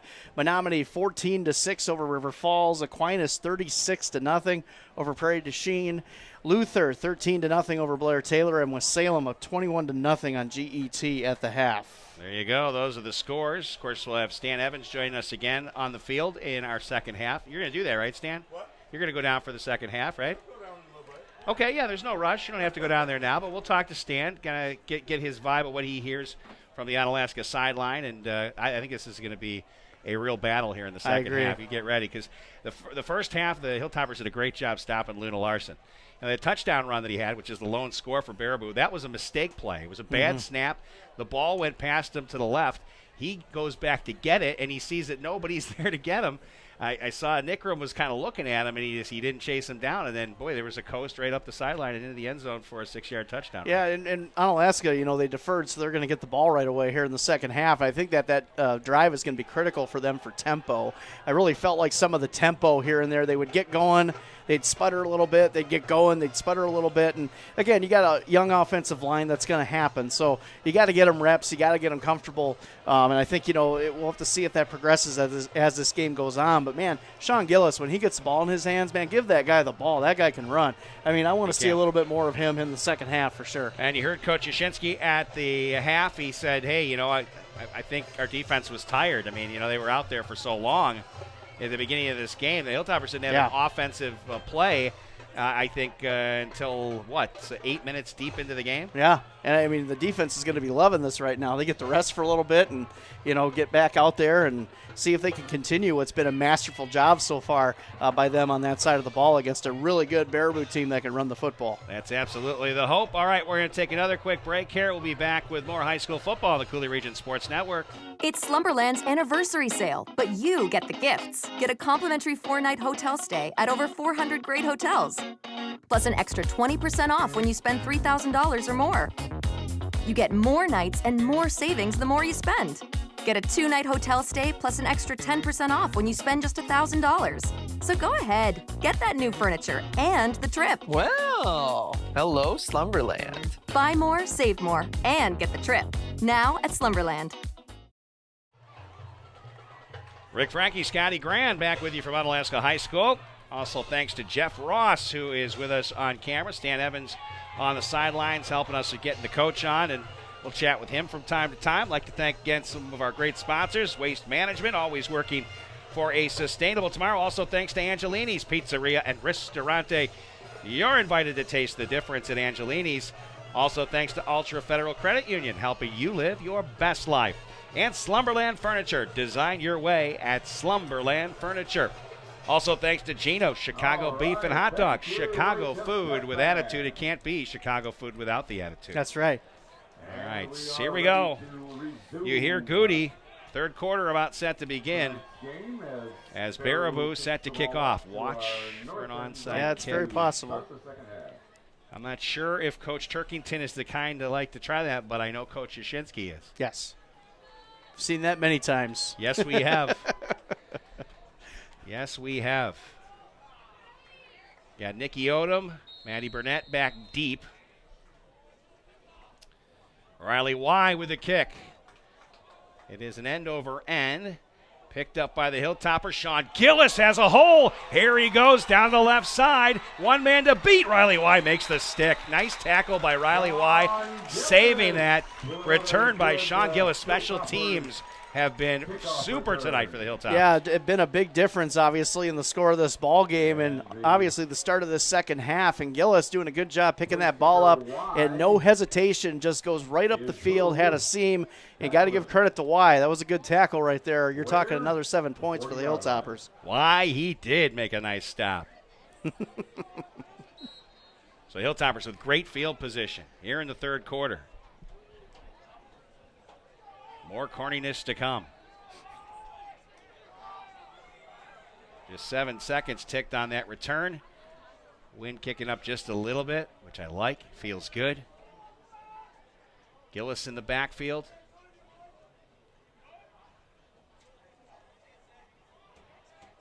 Motion here. Fake the jet sweep to Nicky. Gillis up the middle. First down, Hilltoppers.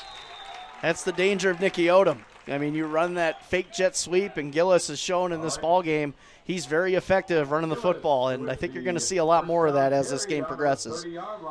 Kephart makes the stop for Baraboo. 11-yard pickup there for Sean Gillis. Kephart tackled Gillis. First and 10. Hilltoppers now at the 30-yard line of Baraboo. And here's Nicky. He dances left, dances right. He'll lose a couple of yards as Baraboo knew that was coming. That did not fool anybody. I think that was Ross Legal who got in first. Gabe McReynolds on the stop, too, number 50. Good pursuit that time by the Baraboo front seven. Loss of 3 on the play. It'll be 2nd and 13 now for Onalaska. Baraboo playing really close to the offensive line. I wouldn't be surprised if Onalaska tries and takes a shot over the top.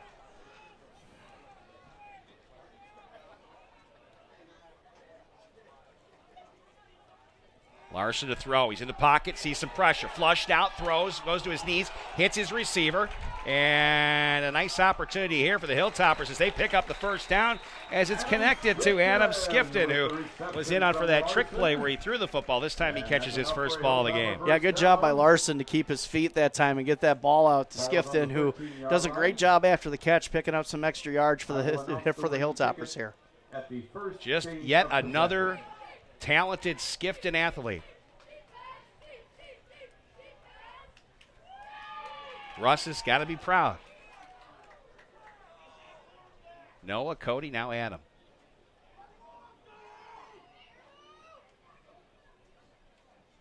And this will be Gillis up the middle. And the line is doing a nice job of giving him some space to get up ahead and get down to the 10-yard line, pick up a 4. Yeah, the pancake maker, Caleb Yang that time leading the charge. He is. You know, in the pregame show, the coach's interview, we had the pancakes up on the screen, but you didn't get to see those. Yeah.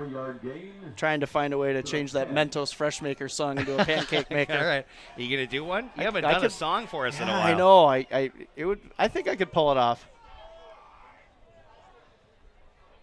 Gave him 3 on the last play. This time Gillis was not going to go anywhere. Penetration fantastic by Luna Larson. Yeah, and again, he's such a great athlete, and he saw that right away. Gets into the backfield, making a great play.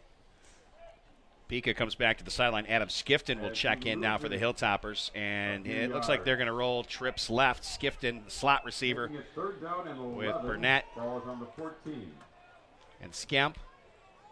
You got 4 receivers now for the Hilltoppers. They're definitely going to be throwing this football, I got to believe, with Nicky Odom split right. Trying to get Baraboo to jump. Did they think the Hilltoppers moved? Nope, it is going to be neutral zone infraction. Neutral zone infraction by Baraboo. I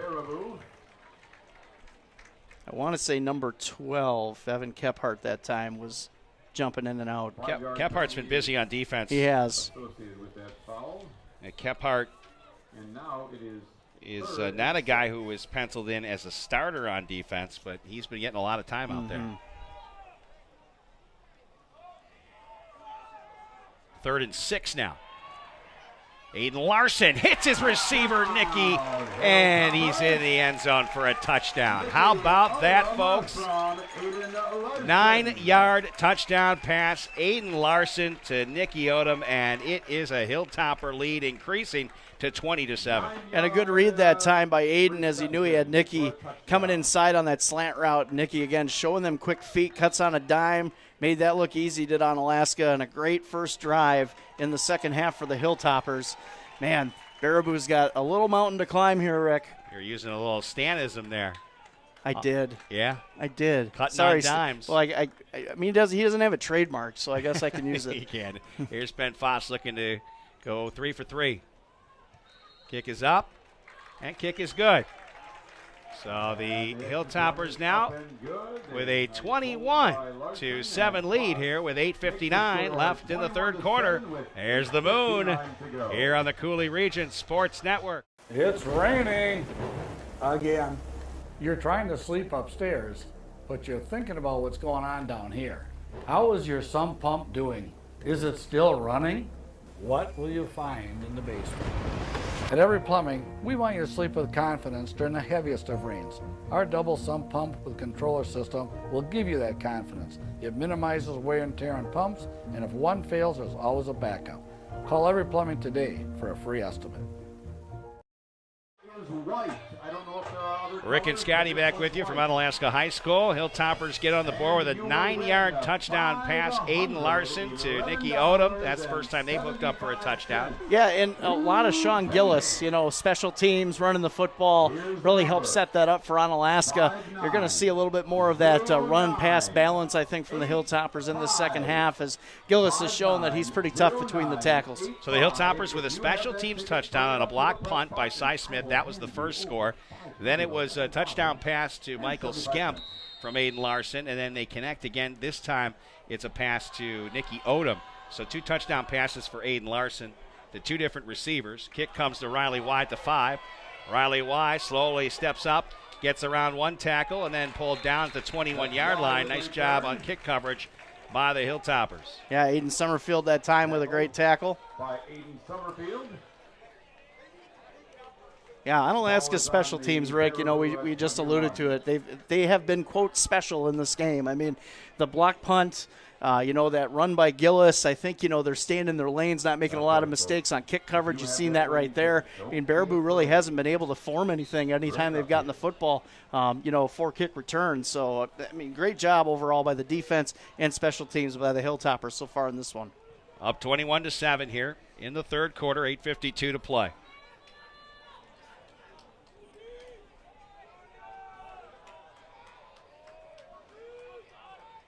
First play of this series is a fake by Luna Larson, a good fake, but only a couple of yards upfield here. I believe that was Mahoney on the carry. It was.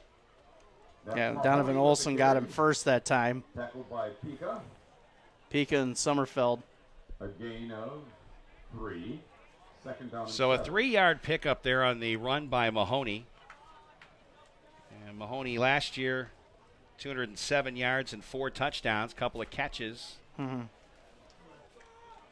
I don't know if he's been targeted in the passing game yet. It's been mainly Brady Henry and Riley Y, the 2 targets. Of course, Noctigal was a big part of this offense last year. Here's Larson, the keeper, and he's got a little more room to the outside to pick up the first down until he was tripped up. The far side, Gillis with the tackle. Yeah, Gillis got nicked up a little bit on that one, he too. He wants to come off. He's waving to come off. He needs a replacement. And quickly running out there is Adam Skipton to take over for Sean Gillis. I hope that doesn't linger with him here as this game goes on. He's played well. No, he's been known to cramp early, especially in this kind of heat. Right. And we talked about that. We didn't talk about it in pregame, but something we talked about before the game, the heat and playing in these conditions. I mean, and it's hotter than normal this time of night. Yeah, he's cramping. They're working with him right now, and Franzini used to have that too. He just get those cramps, especially this time of year. That soft dish right on target, and nice run after catch. Look at him go. Oh, beautiful job by Isaac Pellin. Pellin, the sophomore, 6'2", 205. He's penciled in as the fullback. That was a fullback screen that time. Yeah, first time he's had anything his direction. Yeah, and he showed why. He's going to get some playing time there. A good run after the catch, good power on that run. Yeah, real good run by Pellin. I'd put more plays in the playbook for him. I would too. He's got 2 guys working on him right now on the sideline. 1st and 10. Ball to Baraboo, 47-yard line.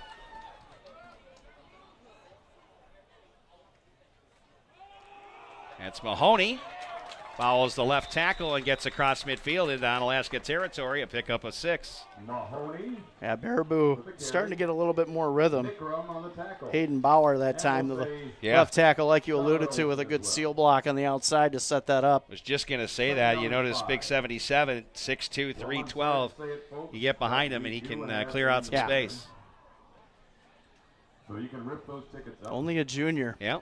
Use them as confetti. But do not do it here. 20 seniors on this Baraboo roster, but not a lot of them had playing experience at varsity before this.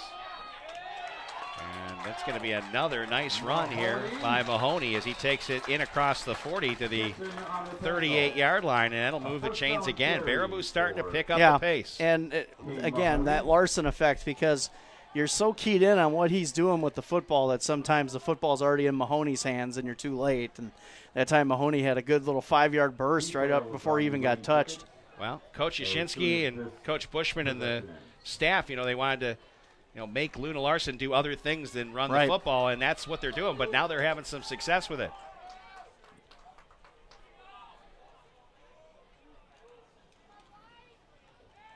Larson looking to throw. He'll deliver that one deep downfield, right on the money, touchdown. Baraboo, that's Riley Y, and what a pass that was. 38 yards, almost entirely in the air. And, boy, anyone that said this guy's not a passer, too, now they're going to eat their words, because everything I said today he's just made a mockery of. Yeah, I mean, that was a great throw that time. Good coverage by Nicky Odom out right there, but why? Again, using that big body at 6'5" and makes a good catch. Nice pass and well, that was from Larson to Y. That was excellent. 38 yards. So they'll set up for the 1-point conversion. This again is Brady Henry, the place kicker. Set is good. The kick is up, and it is between the uprights. And once again, Baraboo back on the scoreboard, and this game's getting interesting yet again after Onalaska started to look to take control. It's 21-14, 6:08 left in the third quarter here on the Cooley Region Sports Network. Noble Insurance Service, building strong relationships to secure your future. Whether you need homeowners insurance, auto insurance, life insurance, or commercial insurance, we work with a variety of companies. That ensures you get the protection you need. At Noble Insurance, we're committed to creating a partnership so that as your needs change, your coverage keeps pace. Call Noble Insurance Service and let's create a plan personalized just for you and your needs.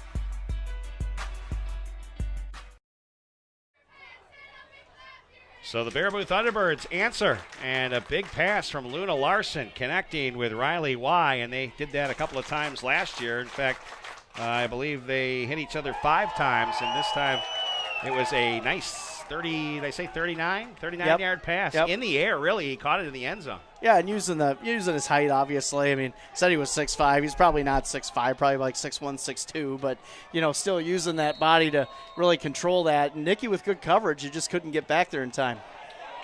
And it's a line drive kick. It's going to go past Nicky and out of bounds. Illegal good job procedure by on the kick. It was wise of him to let that go. You're right. Travels out of bounds, which gives the So the Hilltoppers will have good field position. I'd like to thank some more of our great sponsors. Cooley Bank. Bank with confidence at Cooley Bank.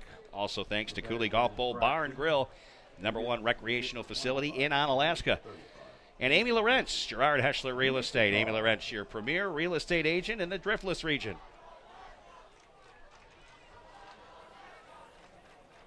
I mentioned to my better half how warm it was up here, and of course she responds with, well, it's cool here. And I said, yep, I bet. And then I said, I can't wait till you complain about marching in the parade tomorrow. Oh, I thought maybe she was doing the stepping out in pink, had to walk there. Nope, she's marching in the Cornfest parade tomorrow, so all right. She's going to be the Tooth Fairy, apparently. You're not marching with her? Nope, I am the videographer, which I am pleased with. Okay. Fumble. Oh, ball comes loose. Let's see. Baraboo gets the ball back. Turnover for Onalaska. And right after scoring, Baraboo gets the football back with 6:03 left here in the third quarter. It couldn't have gone any worse here on the first play. No, and neither team has had a turnover in this game. That's the first one, and with Baraboo down a touchdown right now, that's huge for them. Yeah, unless you call a block punt one, but that was true. That was more of a a transitional play. True. And that was right at the beginning of this contest. That was the first score of this game.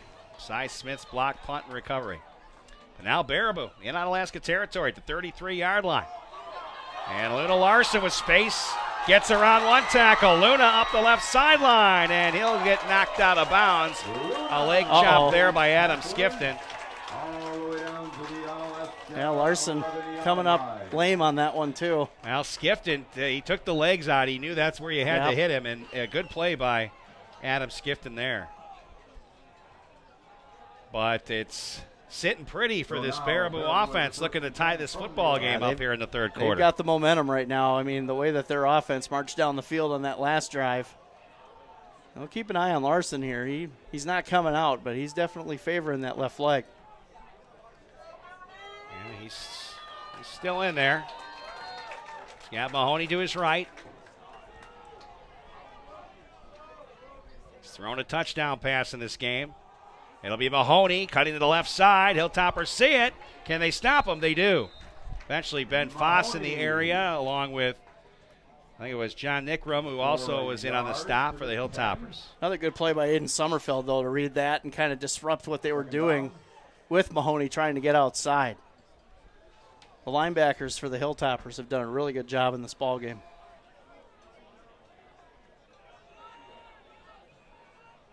Well, this is a crucial situation for this Hilltopper defense. It started out so well. Yes. Larson with his best run of the day here in this series.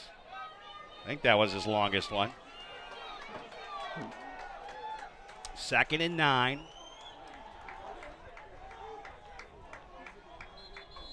Penalty. And yes, that is Dan Wick, by golly.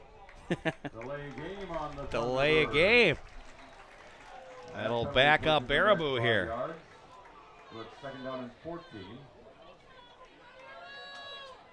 So it is. Brian Babish and Dan Wick running the show down there. This sticky evening in Onalaska, Wisconsin. I don't always know the officials, but I do today.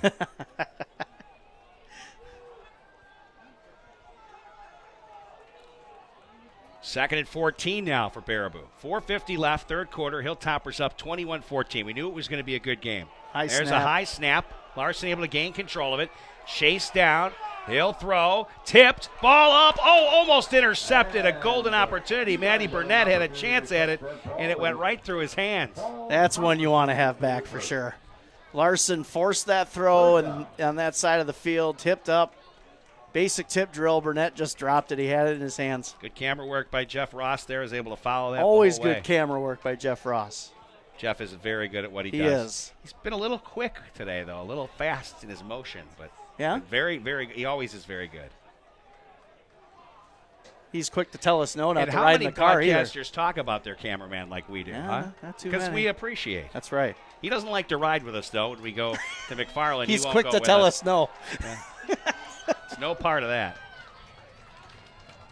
All right, here we go. Larson again. Let's see if we get some pressure. Pika jumps at him. Here's a throw to the end zone to the corner, and it's incomplete and way too far with that delivery. 4th down. Yeah, great coverage back there by the Hilltopper defense, and good pressure on Larson that time. He had to force that throw up. Adam Skifton getting lots of time here on defense. Yep. You know, you knew he was going to get some time. He'll have his time to shine here in the next couple of years. But it's in his blood. He's definitely out there making an impact here tonight. He made a big saving tackle on Luna Larson. Yes. All right, 4th and 14 from the Onalaska 15-yard line. 4:32 to play here. Fans on their feet, both sides. Larson in the pocket. He gets hit as he throws, completes the pass. Not going to be enough, and shut down by the Hilltoppers. Turnover on downs. Ben Sturr read that screen like nobody's business, man. He waited for that. Great defense by the Hilltoppers and great pressure on Larson again. Oh, does he look happy? I'd say he's a little happy. He's stirring the pot. I knew you were going to say that. I knew it. I was waiting for it, man. I'm that predictable. Well, not really. You've had some good ones. The fuel in the little car was really good. Okay, thanks, Scott. Yeah. That's what I'm here for. All right. Hilltoppers football. That was great defense. 1st and 10 from their own 18.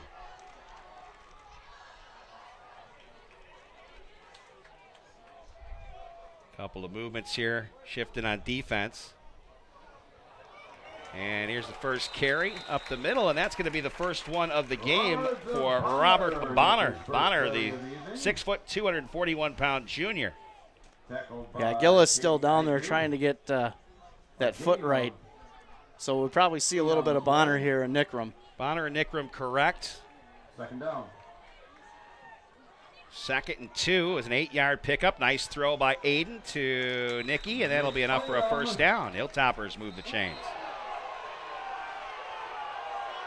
And fans looking for a flag on a personal foul. They thought that 51, Trevor Fink got hit after the play. No call. Yeah, I could hear the Onalaska contingent who are to the left of us on this. And the bleachers. And I don't know. I mean, it's in the heat of the moment, I guess. I was watching the play. I didn't see anything myself. It didn't look anything too over-aggressive, in my opinion. But Stan, what was your thought on that?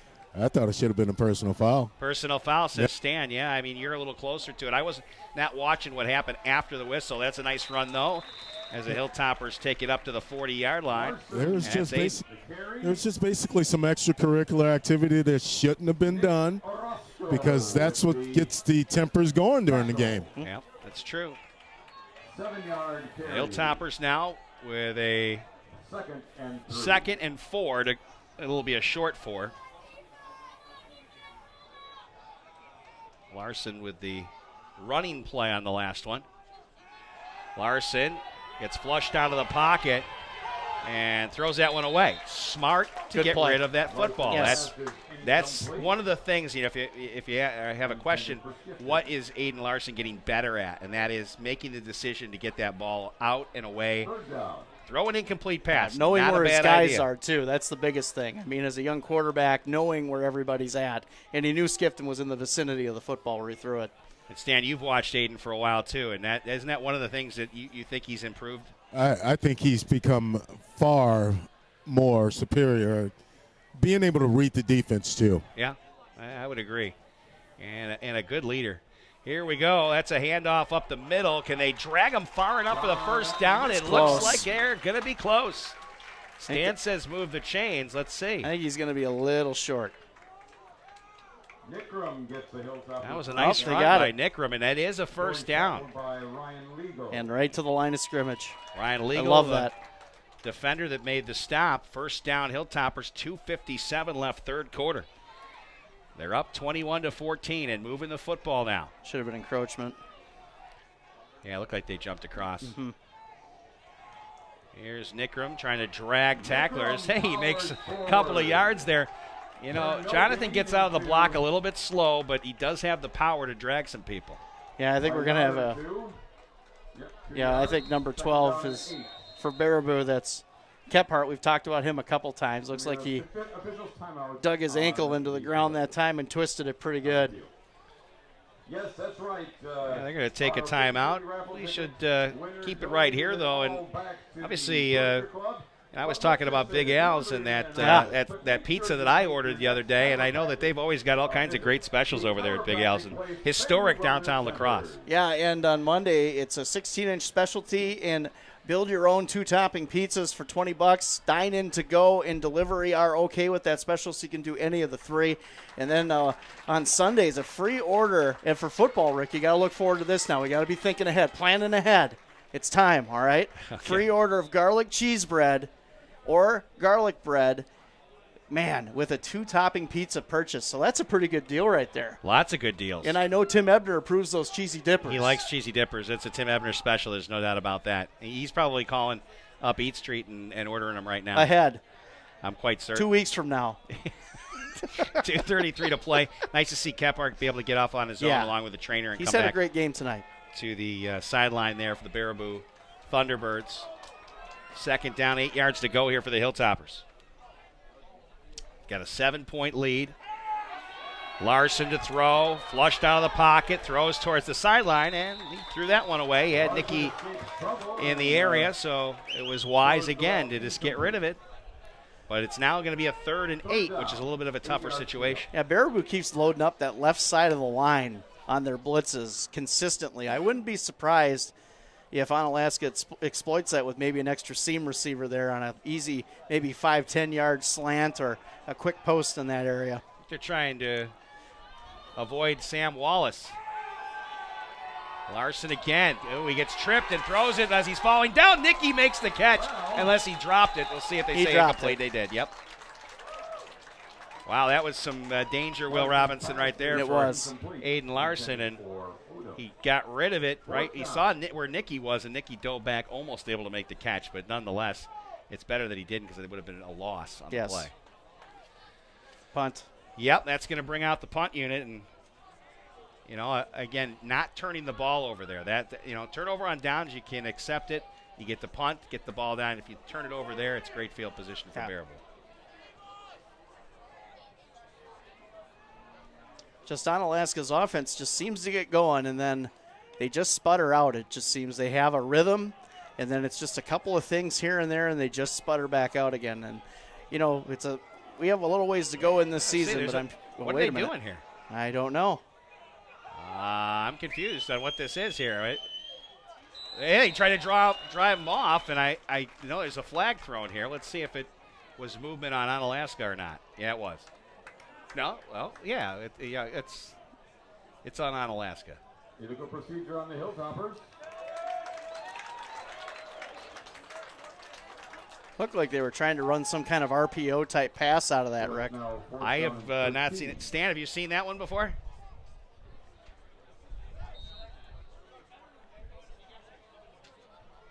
Well, it's too late. You're still not there. All right, here we go. 4th and 13. They are going to punt this time. It's a good kick. And it's going to bounce at the 33. I do know that was not the annexation of Puerto Rico that I've been looking for all these years that we've done these broadcasts, Rick. It was not that. That was Robert Bonner on the punt. And it'll be the 33-yard line where Baraboo will start out 1st and 10 with 2 minutes left here in the third quarter. This quarter has taken a long time. It has. Kind of a sloppy quarter overall. Yeah, I would agree with you. Nice pass, though. Luna Larson getting that touchdown pass to Riley Y, 39 yards. Hilltoppers getting it done. Nicky Odom with a touchdown catch. Your second half scores. Mahoney breaks a couple of tackles, a 3rd and a 4th, and Mahoney still on his feet out across the 40 to the 41. Wow. Good power that time showed by Mahoney. Broke at least 3-4 tackles that time on the Onalaska defense. And, to Stan's point, what he said earlier in the game, this is where you get a little worried about how tired is the Onalaska defense. They've done a really good job tonight. They've been on the field a lot. Ben Foss ended up making the stop there, but not great tackling by the Hilltoppers in that sequence. Grabbing guys on the shoulder and not really locking up. That's when you're showing fatigue. 2nd and 3 now. High snap again. Larson has to make something out of nothing, and he gets enough for the first down. How about that? Johansson with the tackle. Him and Larson aren't going to be exchanging any Christmas cards anytime soon, that's for sure. Johansson has been a thorn in Larson's side tonight. Wow, I thought he had the first down, quite honestly, from my perspective. It looked like he had it too. Which is a pretty good one from where we're at in the media box here. Yes. It's almost straight in front of us. Well, we are both kind of glistening, so maybe we missed it with the sweat in our eyes. We are glistening. Yes, we are. I don't know if anybody wanted to really hear that. No, probably not. But that's okay. Yep, we said that. Well, I did. You don't have to take credit for nothing. 42 seconds left and a timeout taken. And we'll take a quick timeout as well here on the Coulee Region Sports Network.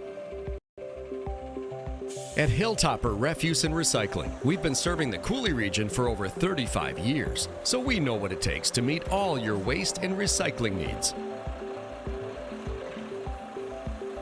Whether it's picking up the recycling at your local business or taking out the trash at home, we've got you covered.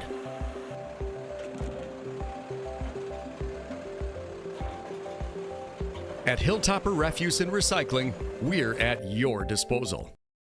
And trailer. Rick and Scotty back with you from Onalaska High School. I forgot to turn my microphone up. Of course, they wouldn't have known that if I didn't say that. Hey, we're showing people the inside of the broadcast today. It is the dark side of the broadcast circle. We're showing you the inside and outs today of just how we make this happen or not make this happen. I'm not sure. Looks like a little student section maybe set up over here for Yep, Baraboo. yep. Not sure what they're doing right now. They're dressed very patriotic, though, and I give them credit for that.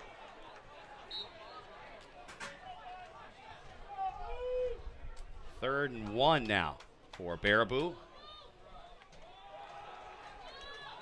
And a first down and more for Luna Larson out across midfield in Onalaska territory, knocked down the 48-yard line. Yeah, good burst by Larson that time. Good blocking inside by his offensive line. So that moves the chains here for the Baraboo Thunderbirds. They are only trailing by 7, and we're heading towards the end of this third quarter.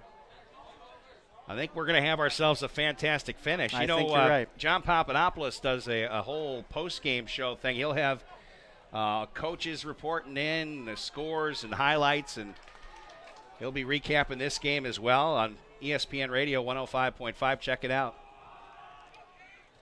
Here's a run for Mahoney. Gets ahead for 4.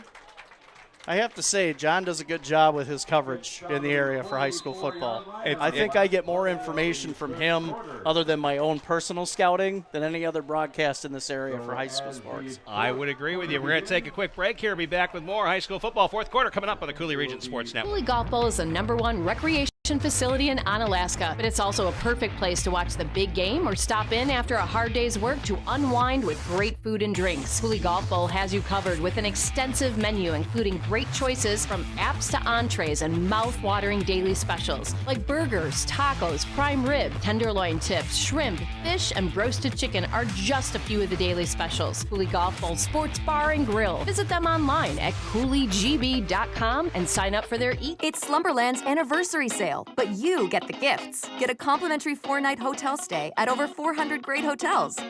Plus an extra 20% off when you spend $3,000 or more.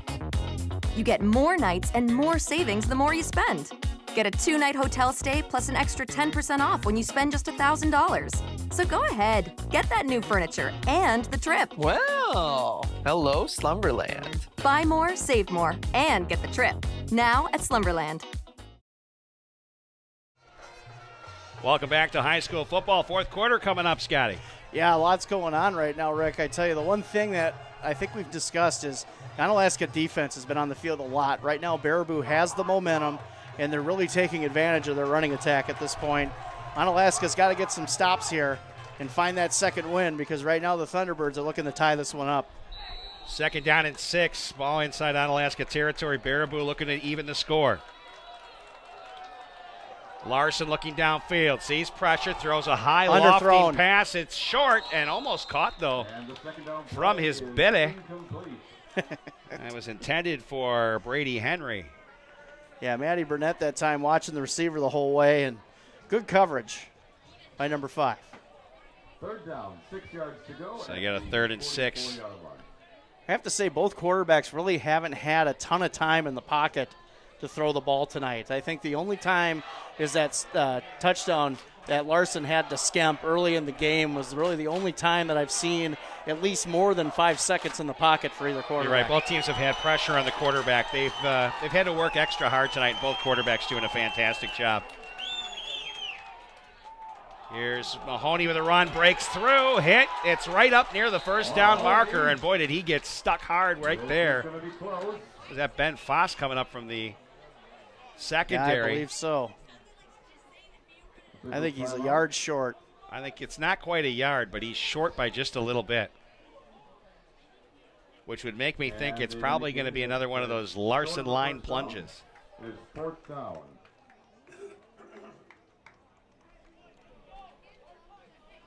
And they'll talk that over in the huddle. Making a couple of changes. Drew Bromley comes off. Got an injury here for Baraboo. Yeah, it does look like they are. I believe it's Brady Henry, number 7. Yep. Yeah, he's walking off slowly, but he is walking off on his own. And again, that could be another cramp. You know, with this heat, it's definitely warmer than normal this time of night. 4th and half a yard here for Baraboo, and I think they're taking a timeout to talk about it. So, guess what? Is that what they're doing? Yeah, it looks like it. Let's talk a little bit about what's coming up then. We've got a road trip, the first road game of the season. Road trip. Next Friday, you and I pile in the CRSN Mobile, otherwise known as Cubby. Hey, Cubby's a nice-looking machine. I like it. Yeah.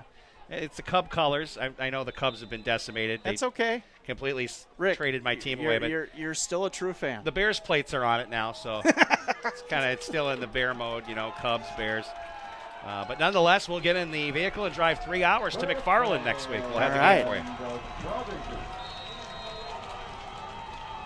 Here we go, 4th and 1, huge play. Can they get the stop? High snap again. Larson looking to get through. He will. Flag is thrown, and he is stacked up at the line of scrimmage. The ball is loose. Oh, man. And they'll get back on top of it. What is the flag? That is got to be a hold. A crucial thing, because I think he got enough to get the first down. Yeah, it's got to be a hold with everything that was going on up front. Yep, it is. So illegal block in the back. Block in the back. That's 15, isn't it? For a hold, I couldn't tell. I don't know. I think it would be. It's on Baraboo. I don't know. Is it holding? No, okay. It is holding. It's holding. Says Dan Wick. I heard Goody say illegal block in the back. I was like, that's 15, if that's the case. So the Hilltoppers will accept the penalty. Oh, that wasn't Dan that said it. That was Brian Babish that did the holding motion. So that, of course, going to move them back 10 yards. So now you got yourself a 4th and 11. Can the Onalaska defense get another stop on this Baraboo offense? Oh, 13. They were only a yard short. They give them. That's interesting. Yeah, they got 4th and 13 now here for Baraboo. That's changed a bit. I would say so. But for the Hilltoppers, if they can get the stop, it's going to be a punt and a high snap. A trouble for Larson. Now he's running. Larson trying to get to the near sideline. Now he peels back. It's a game of chase. Can you get him? He'll try to find himself an open. It's like a block kick in return. The back. And a block in the back, yes, what they call it. He's stopped before he gets to the first down marker. It's a turnover on downs, but a penalty has been decline thrown. the penalty and take the ball. Wow, Luna Larson tried to pull off a miracle. They have had a miserable night tonight on snaps to him, and he's had to make good. One of them he was able to score a touchdown on. Yeah. Levi Bolstead coming up a little lame on that one, too. Yeah, Yash immediately waving his arms to decline the penalty. Stan, was he pretty animated on the sidelines there? How about that? It keeps turning off. Well, yeah. I'm pretty sure. I just want to say one thing. Thing that's impressed me the most is Larson's arm. He throws a pretty ball. Oh, yeah, he does. He throws a very pretty ball. I think we're going to send you up to get more batteries, I think. Maybe that's what we need to do before a post-game show. Here's the first play on this series. Nicky Odom has nowhere to go. He's nailed in the backfield, and good defensive stop there by Baraboo. First in was Kane Mahoney. Yeah, good penetration by the Thunderbirds. Nicky had nowhere to run on that one. 2nd down and 13. Stan, if you can, make your way up here in a little bit. We'll get you another couple batteries, I think. If it's shutting off, I want to make sure we have it working properly for the postgame. Again, inside the broadcast. That's right. 2nd and 13, 3-yard loss on the last play. Aiden Larson scrambling this time. Look at it. He can show you the wheels right there, and he gets there's penalty. A penalty. I think a late hit as he was out of bounds. That's my guess. And a good job by Larson reading that. They had pressure. Looked like they had a corner blitz coming from the back side that time. Uneven numbers coming at him. Good decision to tuck it and run. The personal foul on Baraboo.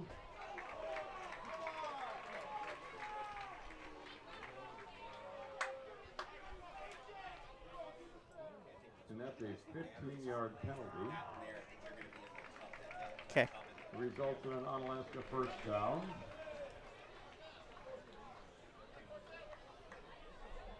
So that's going to move the ball quite a bit into Baraboo territory here. So that's a first down for the Hilltoppers at the 30. First down at the Looks to be the 37.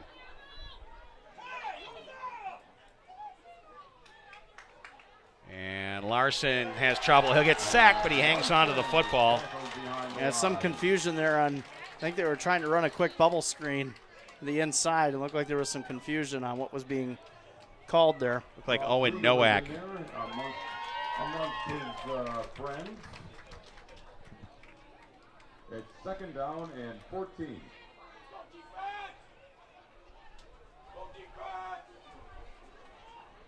.9:43 left.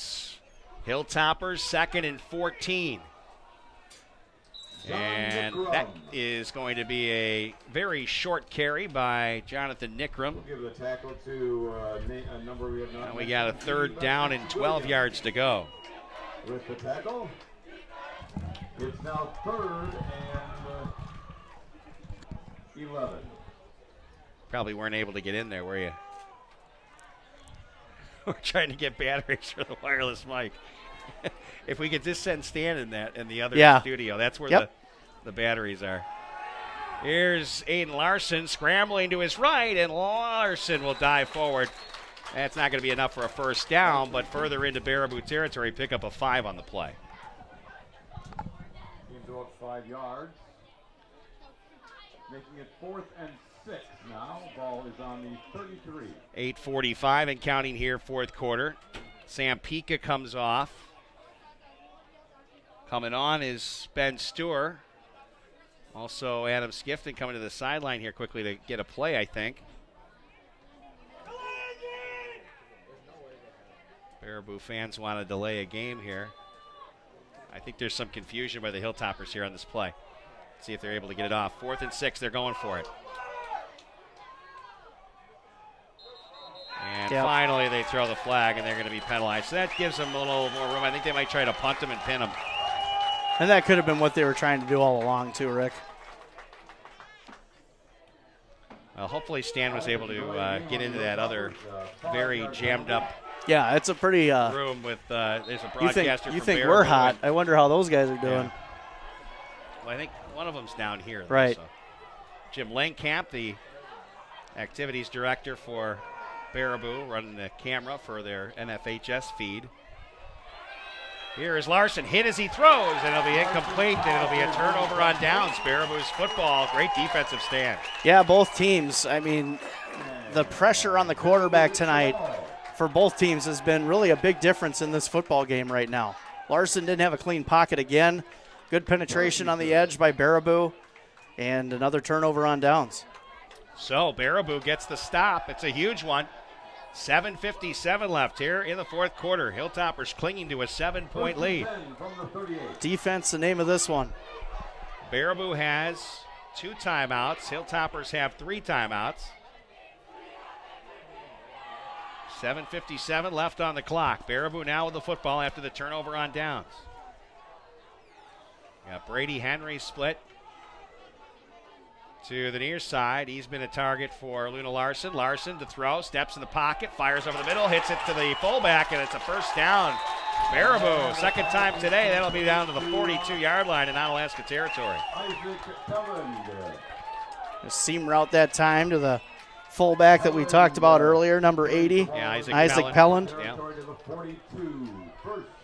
So Pelland, when his number's been called, he's come up with plays. Ball now in Hilltopper territory at the 42. And it'll be Mahoney running left side, gets around the end, and then he's sort of play.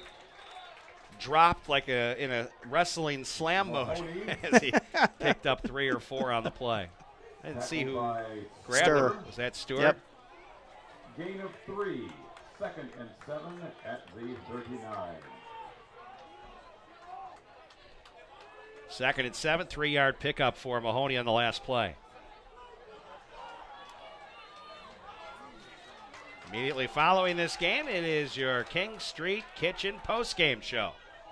You get Coach Yashinsky and get you the numbers, the final numbers. There's a jersey grab, and Mahoney going to get forward off of a couple of missed tackles and pick up another Baraboo 1st down inside the 30 to the 29.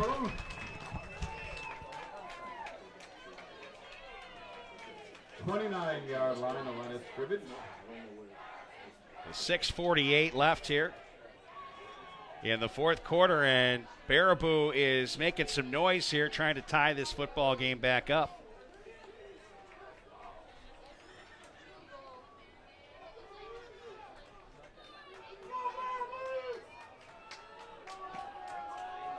First down. Larson has used his arm and his legs here tonight. It's his legs this time as he goes off left side and dives ahead across the 25 to the 24-yard line for a 5-yard gain. Tackled by Johansson. Gain of 6. So the first, or I should say second and 5 after the Larson keeper. Robert Bonner checking on quickly for Donovan Olson.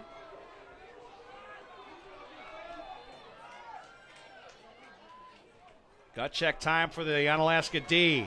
And going to be hit just short, I believe, of the first down. Mahoney, the ball carrier. And Nickram with the stop.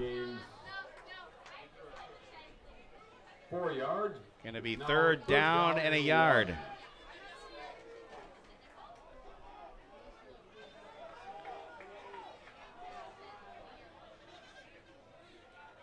.518 and counting. Clock continues to tick here in the fourth quarter. Baraboo trying to tie this football game up. Here they come again.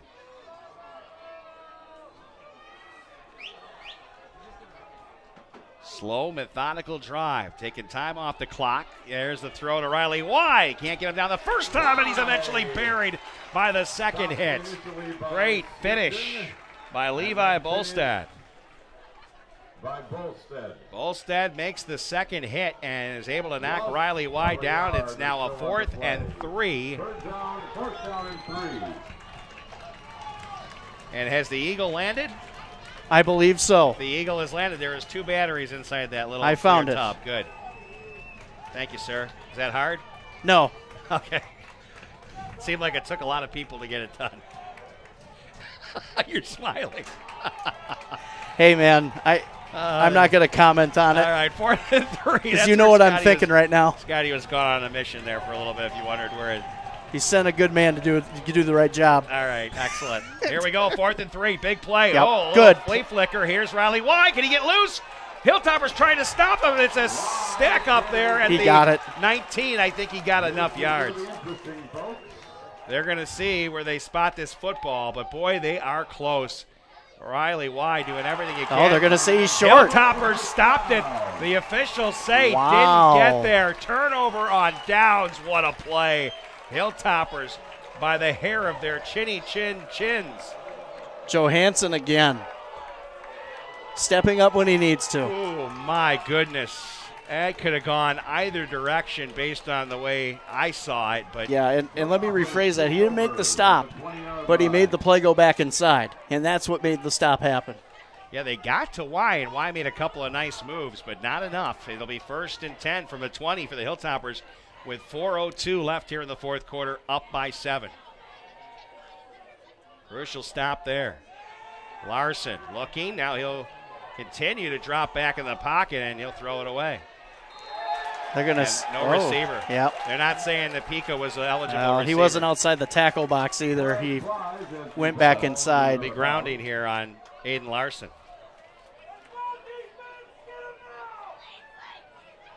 Intentional grounding on the Hilltoppers. I would think that the Hilltoppers, just based on how this game has gone tonight, would want to try to find a way for Larson to be able to roll and throw. Yes. I feel like the way that Baraboo's bringing pressure on the edges, that would be something if you kind of bring over an H-back or somebody in that side to kind of give a heavy protection and let him roll out. That would be something I would look at too. They're knocked all the way back to their own 5-yard line. The problem is you got to guess the right side for the roll, because if Larson's coming that way, you're in trouble. You might as well forget about it. Yeah. Big loss on the play. 3:54 left. Hilltoppers buried next to their own end zone. This one's a roller coaster. And the handoff up the middle, that's going to get stopped up at the line of scrimmage. I don't know if they even got a yard out of it. Nickram with the carry. Jonathan Nickram, the ball carrier. How big is that block punt right now? Yeah, it's huge. And, you know, I haven't seen Sean Gillis out there in quite a while. Yeah, you hope for the best with him. You know, so right now, substitutions being made. Pika comes off the field. Yep, it's third down and 26. Odom and Skemp to the far side. Now Odom, there's a jet sweep to the near side, looking for a seam. Cuts back in, nowhere. And I don't know if he needed to cut back that time, Rick. I think he could have just taken what he had and went up the field. It looked like he had a good seal on this side. He almost ran right into where Baraboo had defenders in that situation. Got a baseball score for you. Nationals 3, Brewers nothing. Bottom of the 7th. Mac letting us know about that. Obviously, Brewers fans elated about how this season is. Yeah, that pitching staff, man. Lights out. Yeah, great starting pitching staff. No question about that. One of the best acquisitions in all of baseball, Willie Aramis. I mean, who would have thought that he'd be playing like he is for the Brewers? I mean, I didn't. No way. 4th and 24. The Hilltopper is going to have to punt, but I believe timeout being taken here, and we'll take a timeout as well. With 2:29 left here in the fourth quarter, it's Onalaska 21 and Baraboo 14 on the Coulee Region Sports Network. I was really excited when I was able to get my master plumbers 10 years ago to be a third-generation master plumber in Wisconsin. Grandpa always wanted us to be complete plumbers. You know, we don't specialize in one thing or the other. You know, we can install your septic system one day, repair toilets the next day, plumbing residential homes, commercial buildings. Well, Mom, what do you think? We've been in business for 50 years now. And if we want to continue that 50 years, you better get yourself out the door and get to work. Well, I know you're going to be disappointed you missed Goody's impersonation of a werewolf just moments ago. He was looking at the full moon. And yes, and then he brought up Lon Chaney, which most of the people here probably don't know. Yeah, I was going to say at least 80% of us. Very old. Bela Lugosi is next for him to mention. Mac knows both of those guys, I bet. If he would have said Michael J. Fox, probably everybody would have figured it out, but I don't know. Teen Wolf, yeah. Yeah. Probably fits the audience just a little bit yes. better. 2:29 left. Hilltopper's going to punt from their own end zone. Bonner back to accept the snap. And it's a good one. He gets that kickoff, but boy, there was pressure. That's going to bounce and take a Hilltopper row all the way down to the 43-yard line. Great kick by Bonner. And a Baraboo player down. Is that Larson? If that's Larson, that's going to be big.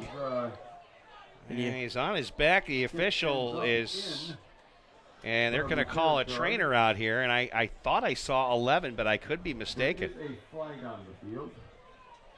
There is a flag, yes, and I see that from the far sideline. And they're taking a quick look at the legs here of the Baraboo player, who I thought, and I don't know if you want to try to find 11 on the sideline. Yeah, I don't see 11 out there on the side. I've been looking, Rick, and I don't see 11.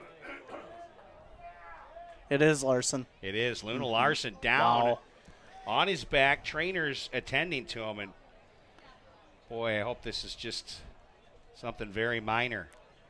Yeah, I mean, he's such a great player. And here's a classy move by the Hilltoppers and the Thunderbirds getting on a knee for a guy who's very well respected. He was a very good player and deserves that. Definitely up now, which is good news. Maybe just a cramp. A lot of cramping right now. You got to believe so. Both sides. 2:20 left here in the fourth quarter, and the Hilltoppers have a 21-14 lead.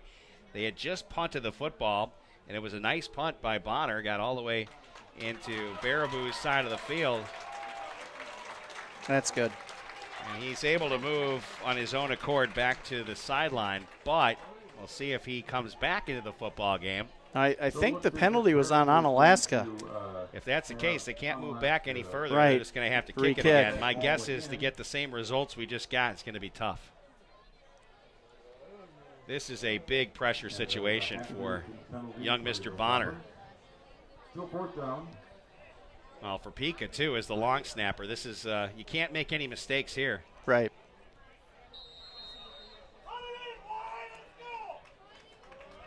Unless you want to just take a safety.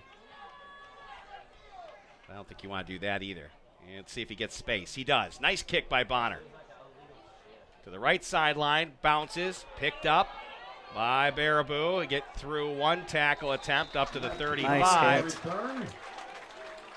And so it'll be the Thunderbirds with the football in Onalaska territory with just 2:09 left. They can make the comeback to tie this one, or do they go for two if they get in? That's the real question. What a tackle by Pika that time. Long snap, get down the field, makes a great play. Special teams and defense has been the story here in this game. Special teams have been fantastic. And Bonner with a nice punt there. Ball at the 34 of Onalaska. Fasten your seatbelts, folks. Here's Mahoney with a direct snap, and can't drag him down the backfield. Now he's cutting back towards the middle. And again, he has his shoelaces grabbed, and it'll be a tackle. He's grabbing his calf. Levi Bolstad, I think, is the one who finally got the feet. And, yeah, I think Mahoney might be cramping up, too. Yeah, I bringing it up, man. You got to stay hydrated as much as you can. I mean, this time of night, it's 79 degrees. Most definitely. That's the case with Sean Gillis. Is major crampings in his quads, major crampings in his calves. There's been quite a few players down here stretching, hydrating. Absolutely. That's what you get mostly with the first games, though. Yeah, and there are some guys that are more susceptible to cramping than others, and Sean Gillis is one of those guys. Exactly. I guess to me, though, that it is actually 81 degrees right now. That is pretty not normal for a game this early in the season, this late at night. Usually you're talking mid-70s, maybe 68, 69 degrees. It's 81 degrees out right now. Yeah, it's hot. I'm feeling it. You got players hydrating right now. Yeah. Absolutely. All right, 1:56 left. Here we go. Baraboo back to the line of scrimmage. Ball at the Onalaska 31-yard line, 2nd and 6. And you knew Larson wasn't going to come out of the game. He's back out there with the keeper and looking like he can move all over, and he does. Come to the near sideline. We got flags thrown. Yep. Actually, that's Riley Y that was at quarterback. 17. What was that? Yeah. Oh, you're right. I should have noticed the size. But difference. but the thing is, it's 17 and 11. Yeah, they kind of looked pretty a little close. Bit so yeah, Larson is not out there right now, and I don't see him coming out either. Trevor Poole checks on for Baraboo. Hayden Bauer at 77 doing his best Billy Bob impersonation from Varsity Blues right now. He's got the he's got the pride. That's a penalty on Baraboo, though, and that'll bring him back to the 39-yard line. 1:43 left. 2nd down and 15 yards to go. Varsity Blues and The Replacements, my two favorite guilty pleasure movies whenever they're on. They're good, but there's other ones I like better. Yeah.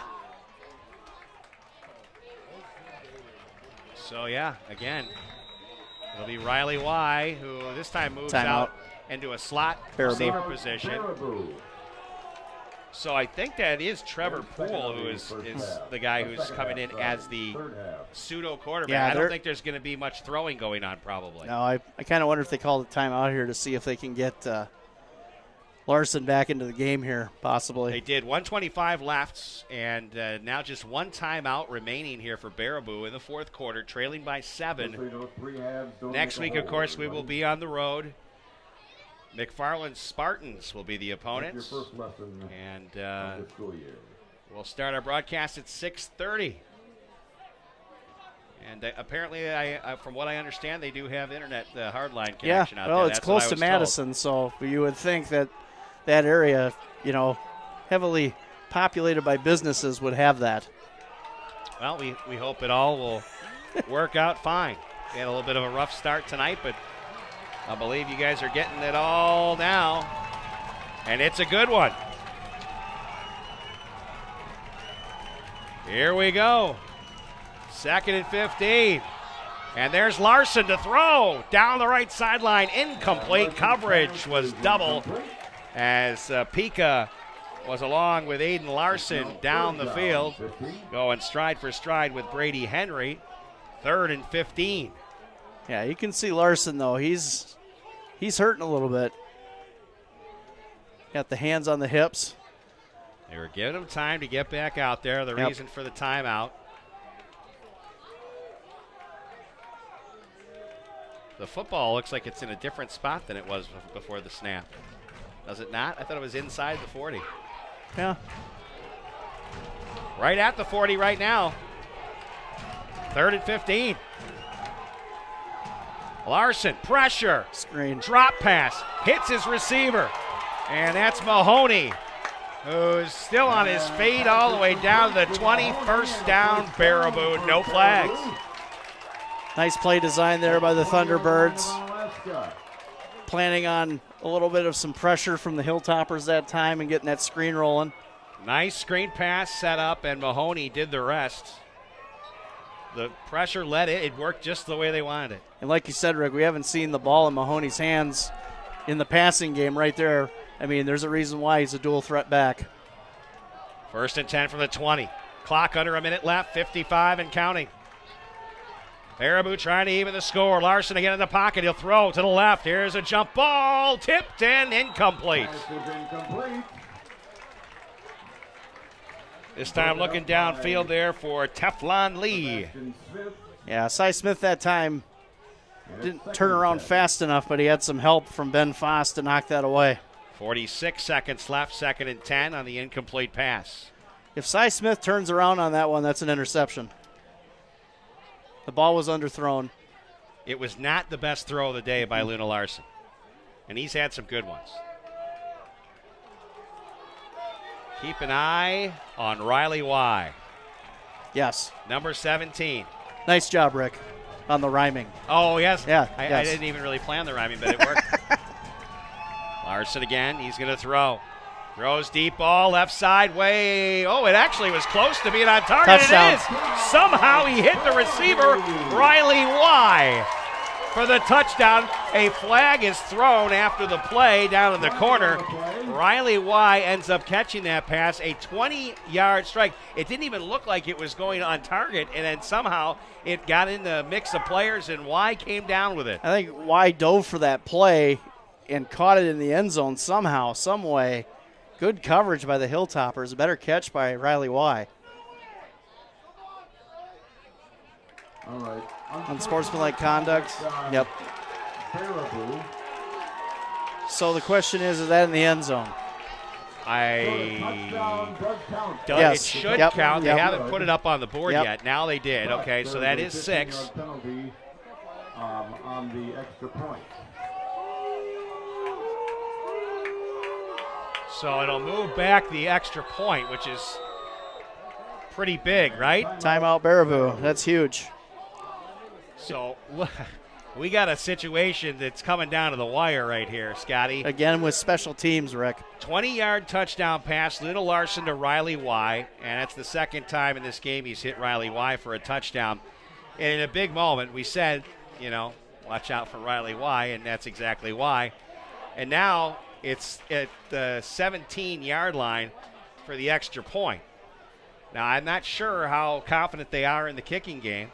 We know they're taking a timeout Riley right now. Y is the guy who handles that as well. I mean, if it's Onalaska, you got Ben Foss. You talk about it, but you line up and you take it, I think. With Baraboo, we really don't have a lot of special team stats on him that I could see, but I don't think that their kicking game is near as good as the Hilltoppers would be, my opinion. There's that full moon that Goody was talking about, werewolves and vampires and stuff. Yeah. But we've got 40 seconds left on the clock here in the fourth quarter, 21-20, and Baraboo they're going to go for 2. Is going to go for 2 here. They're going to look to try to win this game with a 2-point conversion. Guts.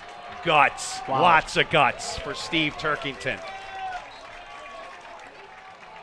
Gut check time for the Hilltoppers. They have 2 timeouts, so they want to call one right before the play starts? I would. And they do. It's exactly what I would do, and that's exactly what they decide to do. So a timeout, and they'll talk over how they're going to stop it. I think Yash wanted to see, Okay, what's the formation? Mama says you can't take them home with you, so you might as well use them. Now, does Baraboo come back with a different look now that they've had a little looky-peek-see at what they were going to do on their 2-point conversion attempt? Yeah, you would think so. Or something within that same formation, maybe a different play call. Little game of coaching chess. It is. Going on And two here. good coaches. Oh, yeah, absolutely. I mean, two fantastic coaches. So it's I think it's kind of neat that it's coming down to this for the most part with both these guys. My guess is we might have gotten a few extra people watching this game right now. Hello to you if you're just joining us. It's been a thriller.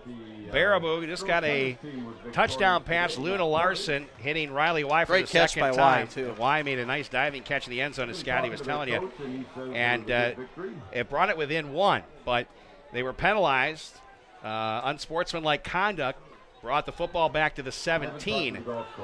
And that's where we sit right now. When last we saw the Baraboo Thunderbirds, they were going for 2. And let's see what they do now. And they're going to go for 2. Going for 2 here, folks. 40 seconds left. Mahoney to Larson's right. High snap, but grabbed by Larson, looking downfield, using his feet. He's committed, he's running with it, and he's not going to get there, folks. He's stopped at the 2-yard line, knocked out of bounds, and 1 point short are the Baraboo Thunderbirds with 40 seconds remaining here at Onalaska High School. No timeouts for Baraboo. So if I'm Onalaska, I get this football and I just let the clock run out. Victory formation, that's all you got to do here after you get this football. But watch the onside kick, of course. Absolutely. Onside kick is coming up, no doubt about it. And you see strange things happen with onside kicks.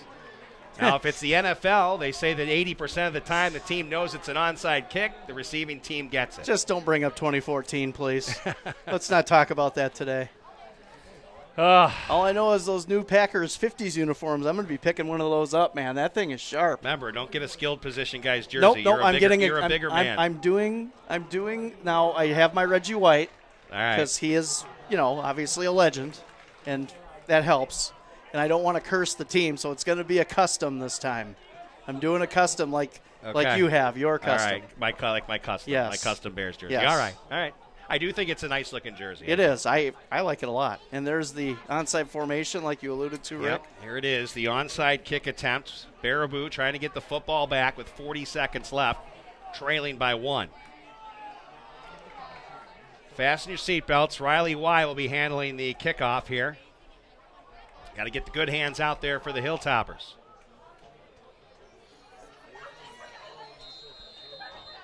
The game rests on Y's foot. It's a nice onside kick. Bounces off the Hilltoppers, and let's see who got Baraboo's it. got it. It's a pile-up. I think the Hilltoppers are on top of it. I'm trying to watch through the camera angle here, and it looked to me like even though it bounced off of Michael Baraboo's Skemp, got it. he's still locked up with it. Michael Skemp is in a... Nope, he's not. He did not get it. I think it was recovered by Logan Wiedekin. Yeah, that right there is just if it bounces into your chest, you grab it. And that's what happened. So it came off of Skemp and right to Wiedekin, and now Baraboo with the football with 37 seconds left. Wow. Oh, please don't give me heartbreak here tonight. Baraboo making this one a tough one. The defense has played well all game. Now it's time for them to make their final stand. From the Onalaska 49-yard line, Larson to throw in the pocket, good protection. Throws downfield, and Y can't hang on to it. And he's hit right after the ball tips off his fingertips. Adam Skifted in coverage. He was there along with Aiden Larson. Larson doing a good job on that secondary hit to make sure the ball was broken up. Incomplete pass makes it 2nd and 10. 32 seconds left on the clock. Luna Larson, for being that run threat everyone knew he was, 262 yards against the Hilltoppers in a 50-24 loss last year. Tonight it's been his arm that has made him the star of the Baraboo offense. Larson in the pocket. Again, good protection. Deep ball, tight spiral, and the contact with Nicky Odom. It hit the receiver, I believe, in the back. Nobody really seemed to be able to turn around. It's an incomplete pass. Nicky's cramped up. He's hurt. Nick Odom. Odom on his back with a cramp, and now to take a look at him is the Baraboo trainer, closest trainer on site. And I think you're right. I think it's another cramp. Lots of it. Still feels like 80 degrees out here. And Stan, I know you got a breeze out there. You're probably a little more comfortable than the two of us in this box. I feel very comfortable. Yeah, thanks for rubbing it in, Stan. Oh. Okay. Well, we knew we were going to get our money's worth of this game, but I didn't think it would come down to this. Yeah. It's been a great game, though. Yeah, it has. It has. It has. So there's a lot of things for both teams to work on. No question about that. I think the biggest thing for Onalaska that I've seen is coverage in the secondary and when to look at the ball and when to look off the receivers. I think that they're watching the receivers. There's been a couple underthrown balls that if they turn around quick enough, they're interceptions. But other than that, I mean, man, the defensive line and the linebacking core for the Hilltoppers has been lights out tonight. Nicky Odom coming off the field extremely slow as he's was all the way on the other side. He's such a good player.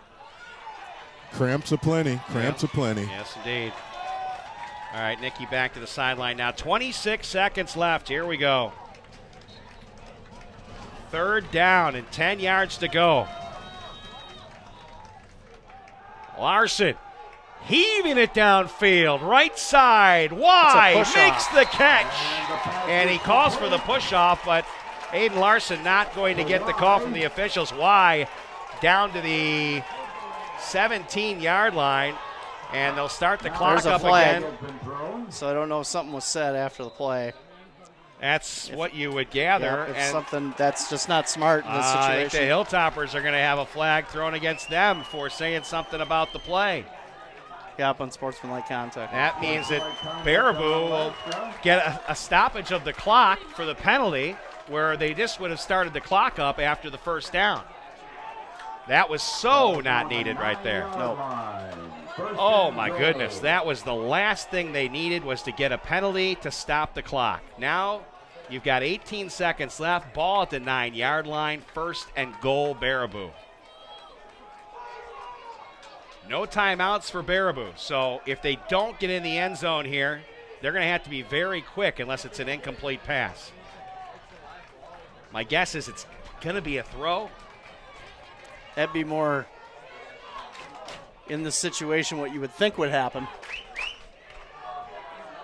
Time getting this going here. 18 seconds left. And Baraboo trying to get it in after their onside kick. A penalty, stop the clock for the Hilltoppers. Larson to throw to his left side. There's the pass, and it is caught. The Baraboo Thunderbirds get it done in the clutch. And it was Caden Agnew that came up with that pass from Luna Larson, and there's Luna getting it done with his arm in the clutch, and the fans, they drove their way on up here from Baraboo, are celebrating with 9 seconds left. 26-21, Baraboo. Special teams. They can help you, they can hurt you. That's tough. It is. That's a tough one to swallow. You had this football game, and the unneeded penalty there. You know, you just can't, you gotta settle down. They'll go for 2. And looking to throw. We got another flag. That's thrown to the corner, and it is caught for the 2-point conversion to Riley Y from Luna Larson, but there is a flag, and it's on Baraboo.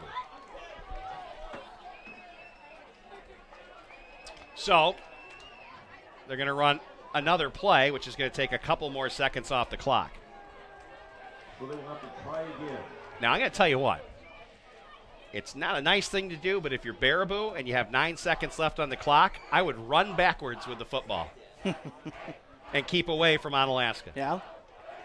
Right? Why not? Does time come off, though, during the extra point? Does I don't it? believe so. Oh, maybe it doesn't. No. You're right. It doesn't. Otherwise, everybody would do that. Yeah, they? no kidding. Yeah, that was a bad football comment for me, but.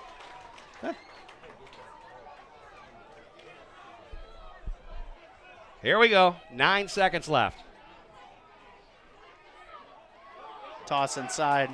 Nice play. I'm going to get the 2-point conversion. 2 more.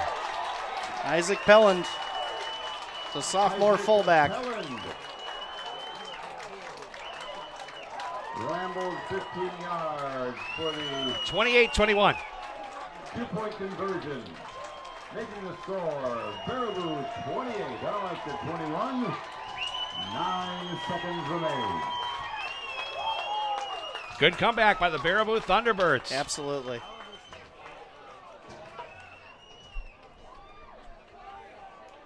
Do you believe in miracles? Well, it's possible. Got 9 seconds. It's going to be one of those pitch it plays, maybe. Yep. And no, the band probably won't be on the field, would be my guess. Yeah. Speaking of the band, Jeff Ross showing you there.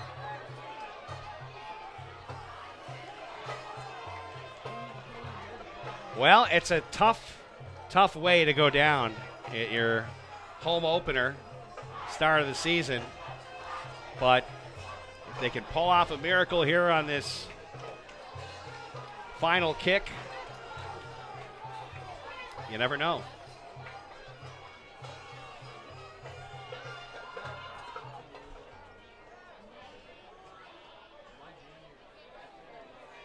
I doubt they'll kick it deep. Squib it. I would think a squib. Riley Y handles the duties.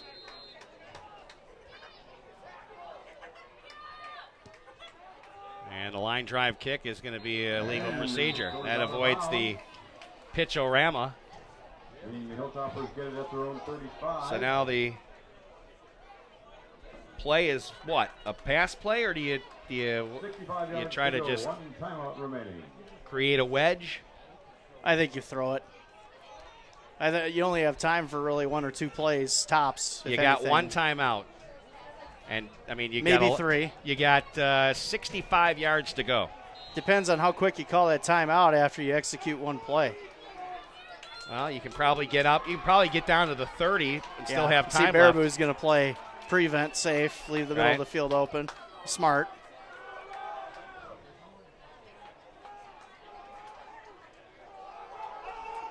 Hilltoppers down by 7. What a change of events here at Onalaska High School.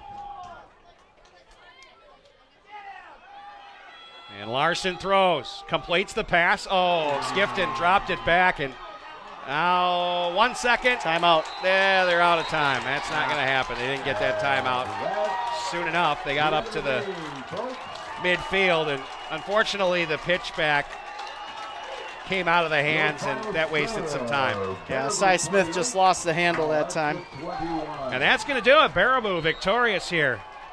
But I believe Coach Yashinsky still,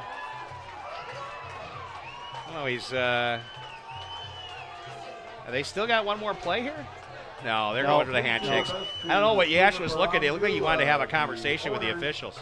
The owners ask that you. So that is the final score. What a football game, though.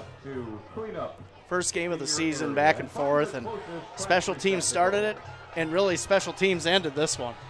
It did. It was, boy, I tell you, edge of your seat type of contest. There was plenty of great plays, plenty of mistakes, plenty of, like, what the heck just happened type of moments. Right. And we've got your King Street Kitchen postgame show coming up. See some of the guys from last year's senior class down there. I think I see Gino Angelini down there. Colton Hogum. I know Eric Frankie was here to watch the opener. Gavin Southworth, I would imagine. Lots of those guys coming back tonight to see these guys. A heartbreaking loss to Baraboo, but Baraboo, give them kudos. They definitely got it done. Coach Yashinsky down on the sidelines. Thank you, Stan, for getting the coach the headset. Coach, this is a heartbreaking loss. Obviously not the way we wanted it to finish, but a heck of a football game. What's your take? Yeah, it's a learning experience. You know, kids have to we had opportunities. You know, that game is It's on the offense. We have to move the ball. We can't leave our defense out there like that. We got to get an onside kick. We had the shot. It was at one of our better players. So it's a learning experience. You can't have a penalty down here that moves them half the distance to the goal. We gave them too many opportunities, and they took advantage of it. That kid's really good. Yeah, and today you did what you wanted defensively. You wanted to make him do other things, right, than run the football, and he ended up showing that he's not just a one-trick pony with his legs. He got it done with his arm. We said if he beats us throwing the ball, you tip your hat to him, and I guess that's what you have to do tonight because that's how they beat us. Yeah, I mean, there were good things today. I thought special teams were excellent in terms of getting that punt out, especially for Bonner in the end zone. I mean, pressure, he had to do it twice, again, penalties. Yeah, some kids stepped up, but we got a lot of room to grow still. They earned that one. They stepped up and played, and we didn't make plays we needed to at the end. Well, it's McFarland next week. You'll have time to plan for that, and we'll make the trip 3 hours towards Madison. Should be fun. Thanks, Coach. Thanks. Coach Tom Yashensky, and obviously disappointed in the way things turned out here tonight, and I can feel for him. It's not what any of us wanted in terms of Onalaska fans and Onalaska broadcasters, but it is what it is. And Baraboo took advantage of mistakes and got it done in the end. And that's what winners do. That's what Luna Larson is. He's a winner. Yeah, he got it done. Coach nailed it. You got to tip your hat to him because I didn't think, after watching Larson last year and some of the mental errors he had in that pod final throwing the football, that was something that he was going to excel at in this game, but he excelled all right. And I tell you, Riley Y also played himself one heck of a football game for the Thunderbirds, and then I think it's lost in that. You think about Luna Larson and what he brings, but Riley Y made some really critical catches, down the stretch that really helped this team. But, man, what a heartbreaker for the Hilltoppers. They had it in their hands, onside kick, and you got to fall on that thing, man. That thing hits you in the chest. You got to take advantage of that situation. So, but it is what it is now, and now you travel to McFarland and you try to even the score next week. Absolutely. Hey, let's get the numbers here from Mike Rudy. He's nice enough to come on here. We don't want to make him hang around before we take our post-game commercial break, but why don't you go ahead and feed the numbers out to let people know what happened? I think the biggest thing you look at here, Baraboo, total offensive yards, 414, Onalaska, 160. So that's kind of the biggest thing that stands out right here when you look at that. And 223 in the air, 82 yards in the air for the Hilltoppers, rushing 191 to 78 for Onalaska. Luna Larson, 15 to 24, 223 and 3 touchdowns, no picks. 19 attempts on the ground, 114 yards, 6 yards a clip. Mahoney, 19 carries for 69 yards. And receiving, Riley Y, 7 catches, 138 yards, and 3 touchdowns tonight. Brady Henry, 4 for 36. Isaac Pellin, who had a couple key catches late in this one, good. 2 catches for 33 yards. For Onalaska tonight, Aiden Larson, 9 for 16, 82 yards, and 2 touchdowns. Sean Gillis, 6 carries, 31 yards for 5.2 average. Receiving, Adam Skifton, 2 catches, 36 yards, 18 yards a clip. Michael Skemp, 2 catches, 35 yards, and a touchdown. Nicky Odom, 5 catches for 11 yards and a touchdown, and that really wraps it up. Domination offensively for Baraboo when you look at the numbers, but again, I mean, Onalaska's defense hung with them tough and had a lot of stops, so you got to look at it both ways. It's just special teams really came down to it in the end. All right, back with your King Street Kitchen postgame show. That's coming up next. Thanks, Mike Rood, for the numbers. We'll be back in just a moment here on the Coulee Region Sports Network. Imagine if you could feel better and live healthier without drugs or surgery. What if we told you that at Chiropractic Place Family Wellness Centers, we can help you turn that thought into a reality for you and your family with safe, gentle, and effective chiropractic care? At Chiropractic Place Family Wellness Centers, we focus on treating the whole person at one of our multiple locations, located in Southwest Wisconsin. We are a team of family-oriented chiropractors who offer our patients quality care as it relates to nutrition and weight loss, exercise, and living a healthy lifestyle. From newborns to seniors and everyone in between, all of our patients can experience the benefits of chiropractic care. Whether you're visiting us because you want to feel better, get out of pain, or even lose weight, we want you to know that you've come to the right place on your journey to wellness. Through tailored and specific care plans, we'll create the best treatment for your unique needs. And we don't stop there. We'll listen to your concerns and make you a partner in your care. At Chiropractic Place Family Wellness Centers, we don't just get you well, we'll help you stay well too. Discover the Chiropractic Place Family Wellness Center's difference. When you start craving the great taste of Chicago-style Italian beef, sausage, Vienna beef hot dogs, or off-the-spit gyros, or the new Italian sub sandwich packed with imported Italian lunch meat and provolone, it's time for you and 2-3 of your friends to hop in your ride and fill that crave with great Chicago food with attitude. Gino's Chicago Beef and Hot Dogs in Onalaska. You can also have Gino's delivered right to you through the Eat Street app and grab it. Gino's Chicago Beef and Hot Dogs. The real taste of Chicago. Jake from State Farm. I would like to formally extend my gratitude for the Russell rate on my insurance. Do you mean surprisingly great rates from State Farm? I don't believe in accepting help, but I'll make an exception. Here's the deal, Russell. There's no special rate. These prices are for everyone. With the oak and the eagle as witness, consider us square. I made that from memory. I know your face that well. When you want the real deal, like a good neighbor, State Farm is there. Call State Farm agent Kurt Paff in Onalaska at 608-783-1130. Boldly mixed mad flavors is what you'll find at BA Burrito Company on Copeland Avenue in La Crosse. Make your gathering pop with BA Catering, the loaded taco bar, nacho bar, and breakfast bar. If it's a great lunch special you're looking for, look no further. 3 BA tacos and a fountain drink for just $6.49 from 11 to 2 p.m. Get chippy at BA with the August F-Bomb, the walking taco burrito. All your favorite fillings with your choice of nacho cheese, plain corn, or chili cheese chips. Get your boldly mixed mad flavors from BA Burrito delivered right to your door with the Eat Street app or order online for pickup at baburritoco.com. It's Slumberland's anniversary sale, but you get the gifts. Get a complimentary 4-night hotel stay at over 400 great hotels. Plus an extra 20% off when you spend $3,000 or more. You get more nights and more savings the more you spend. Get a 2-night hotel stay plus an extra 10% off when you spend just $1,000. So go ahead, get that new furniture and the trip. Well, hello, Slumberland. Buy more, save more, and get the trip. Now at Slumberland. Since 2006, King Street Kitchen in La Crosse has been serving its customers traditional home-style meals with exceptional service. If it's breakfast you crave, it's available all day or night at King Street Kitchen. Serving the best pancakes in town. Just ask the customers. King Street Kitchen La Crosse on Bite Squad, Eat Street, and Grubhub apps for delivery. Enjoy our food in your kitchen or ours. King Street Kitchen, King Street La Crosse. It's the King Street Kitchen postgame show and the King Street Kitchen play of the day. King Street Kitchen in La Crosse. Traditional home-style meals with exceptional service. Here's Rick and Scotty. Welcome to the King Street Kitchen post-game show. Rick, Frankie, Scotty Grand back with you here for a few final words from Onalaska High School. Heartbreak tonight for the Hilltoppers as they were defeated by the Baraboo Thunderbirds in a comeback victory in so many different ways, so many things you don't expect to happen to you. It happened to the Hilltoppers tonight.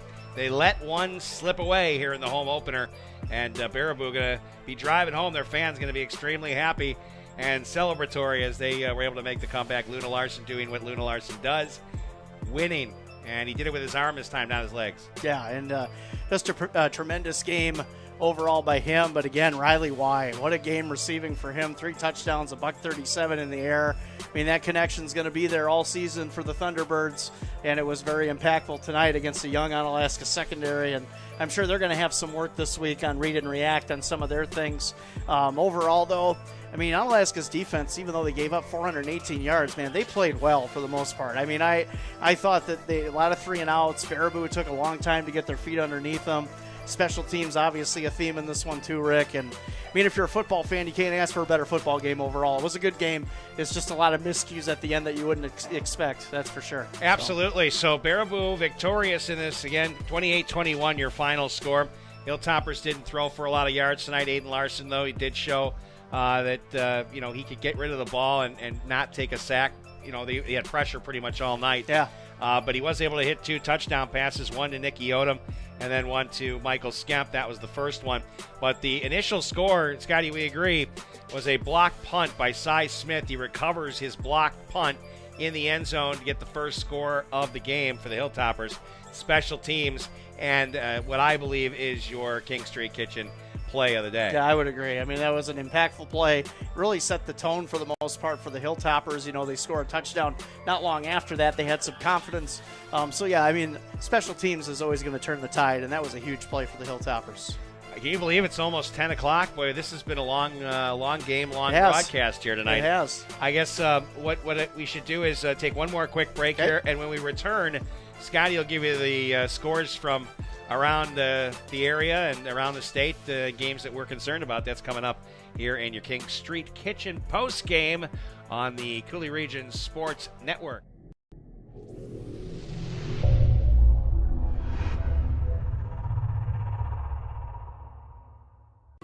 Since 2006, King Street Kitchen in La Crosse has been serving its customers traditional home-style meals with exceptional service.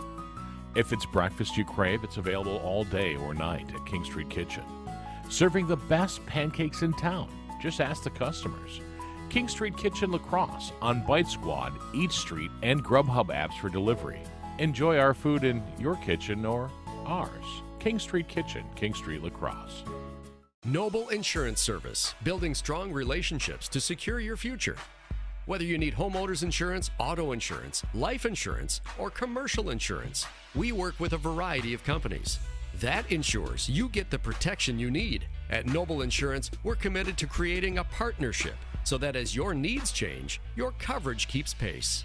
Call Noble Insurance Service and let's create a plan personalized just for you and your needs. Boldly mixed mad flavors is what you'll find at BA Burrito Company on Copeland Avenue in La Crosse. Make your gathering pop with BA Catering, the loaded taco bar, nacho bar, and breakfast bar. If it's a great lunch special you're looking for, look no further. 3 BA tacos and a fountain drink for just $6.49 from 11 to 2 p.m. Get chippy at BA with the August F-Bomb, the Walking Taco Burrito. All your favorite fillings with your choice of nacho cheese, plain corn, or chili cheese chips. Get your boldly mixed mad flavors from BA Burrito delivered right to your door with the Eat Street app or order online for pickup at baburritoco.com.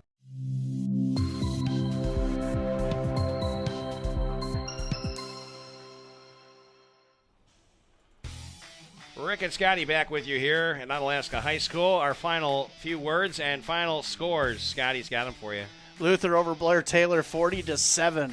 Menominee 28, River Falls 6. Aquinas beats up on Prairie du Chien 49-15. Nakusa over Black River Falls 46-21. West Salem shuts out GET 48-0.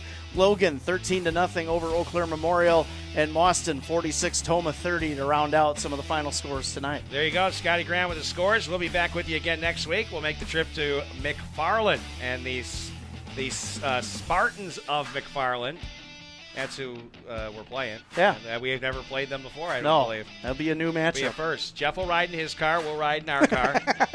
He doesn't want to ride with us. That means I have to pay him more money. And all right, whatever. I guess that works. He does a good job. Thanks, Jeff. Jeff Ross on camera. Thanks as always. I know that the hat shot's probably coming. I don't know. Was he wearing it? Yeah, he was wearing his hat. Okay, we'll get a shot of the hat here before we wrap things up.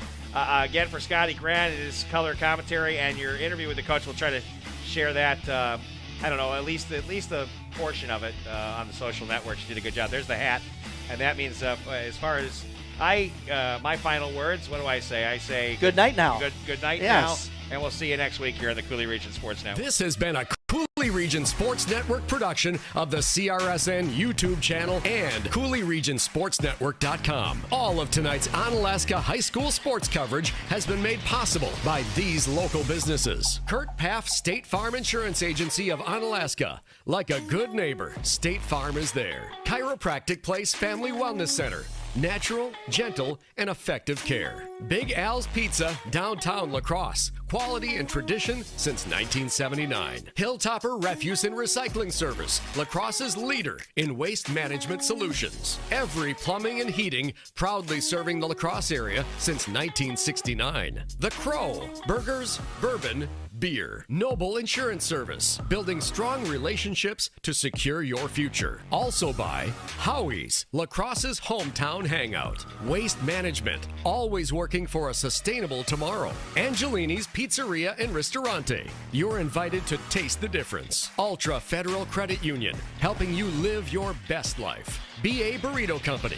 Boldly mixed mad flavors delivered right to your door. Slumberland Furniture. Design your way at Slumberland Furniture. Gino's Chicago Beef and Hot Dogs. Chicago food with attitude. Cooley Bank. Bank with confidence at Cooley Bank. And by Cooley Golf Bowl Bar and Grill, the #1 recreational facility in Onalaska. Please subscribe to CRSN on YouTube. And don't forget to click on the bell to get immediate notifications whenever we go live anywhere. Also, like us on Facebook, follow us on Twitter and Instagram to see highlights from games. Cooley Region Sports Network. Live, local, and anywhere you can get the World Wide Web. CRSN.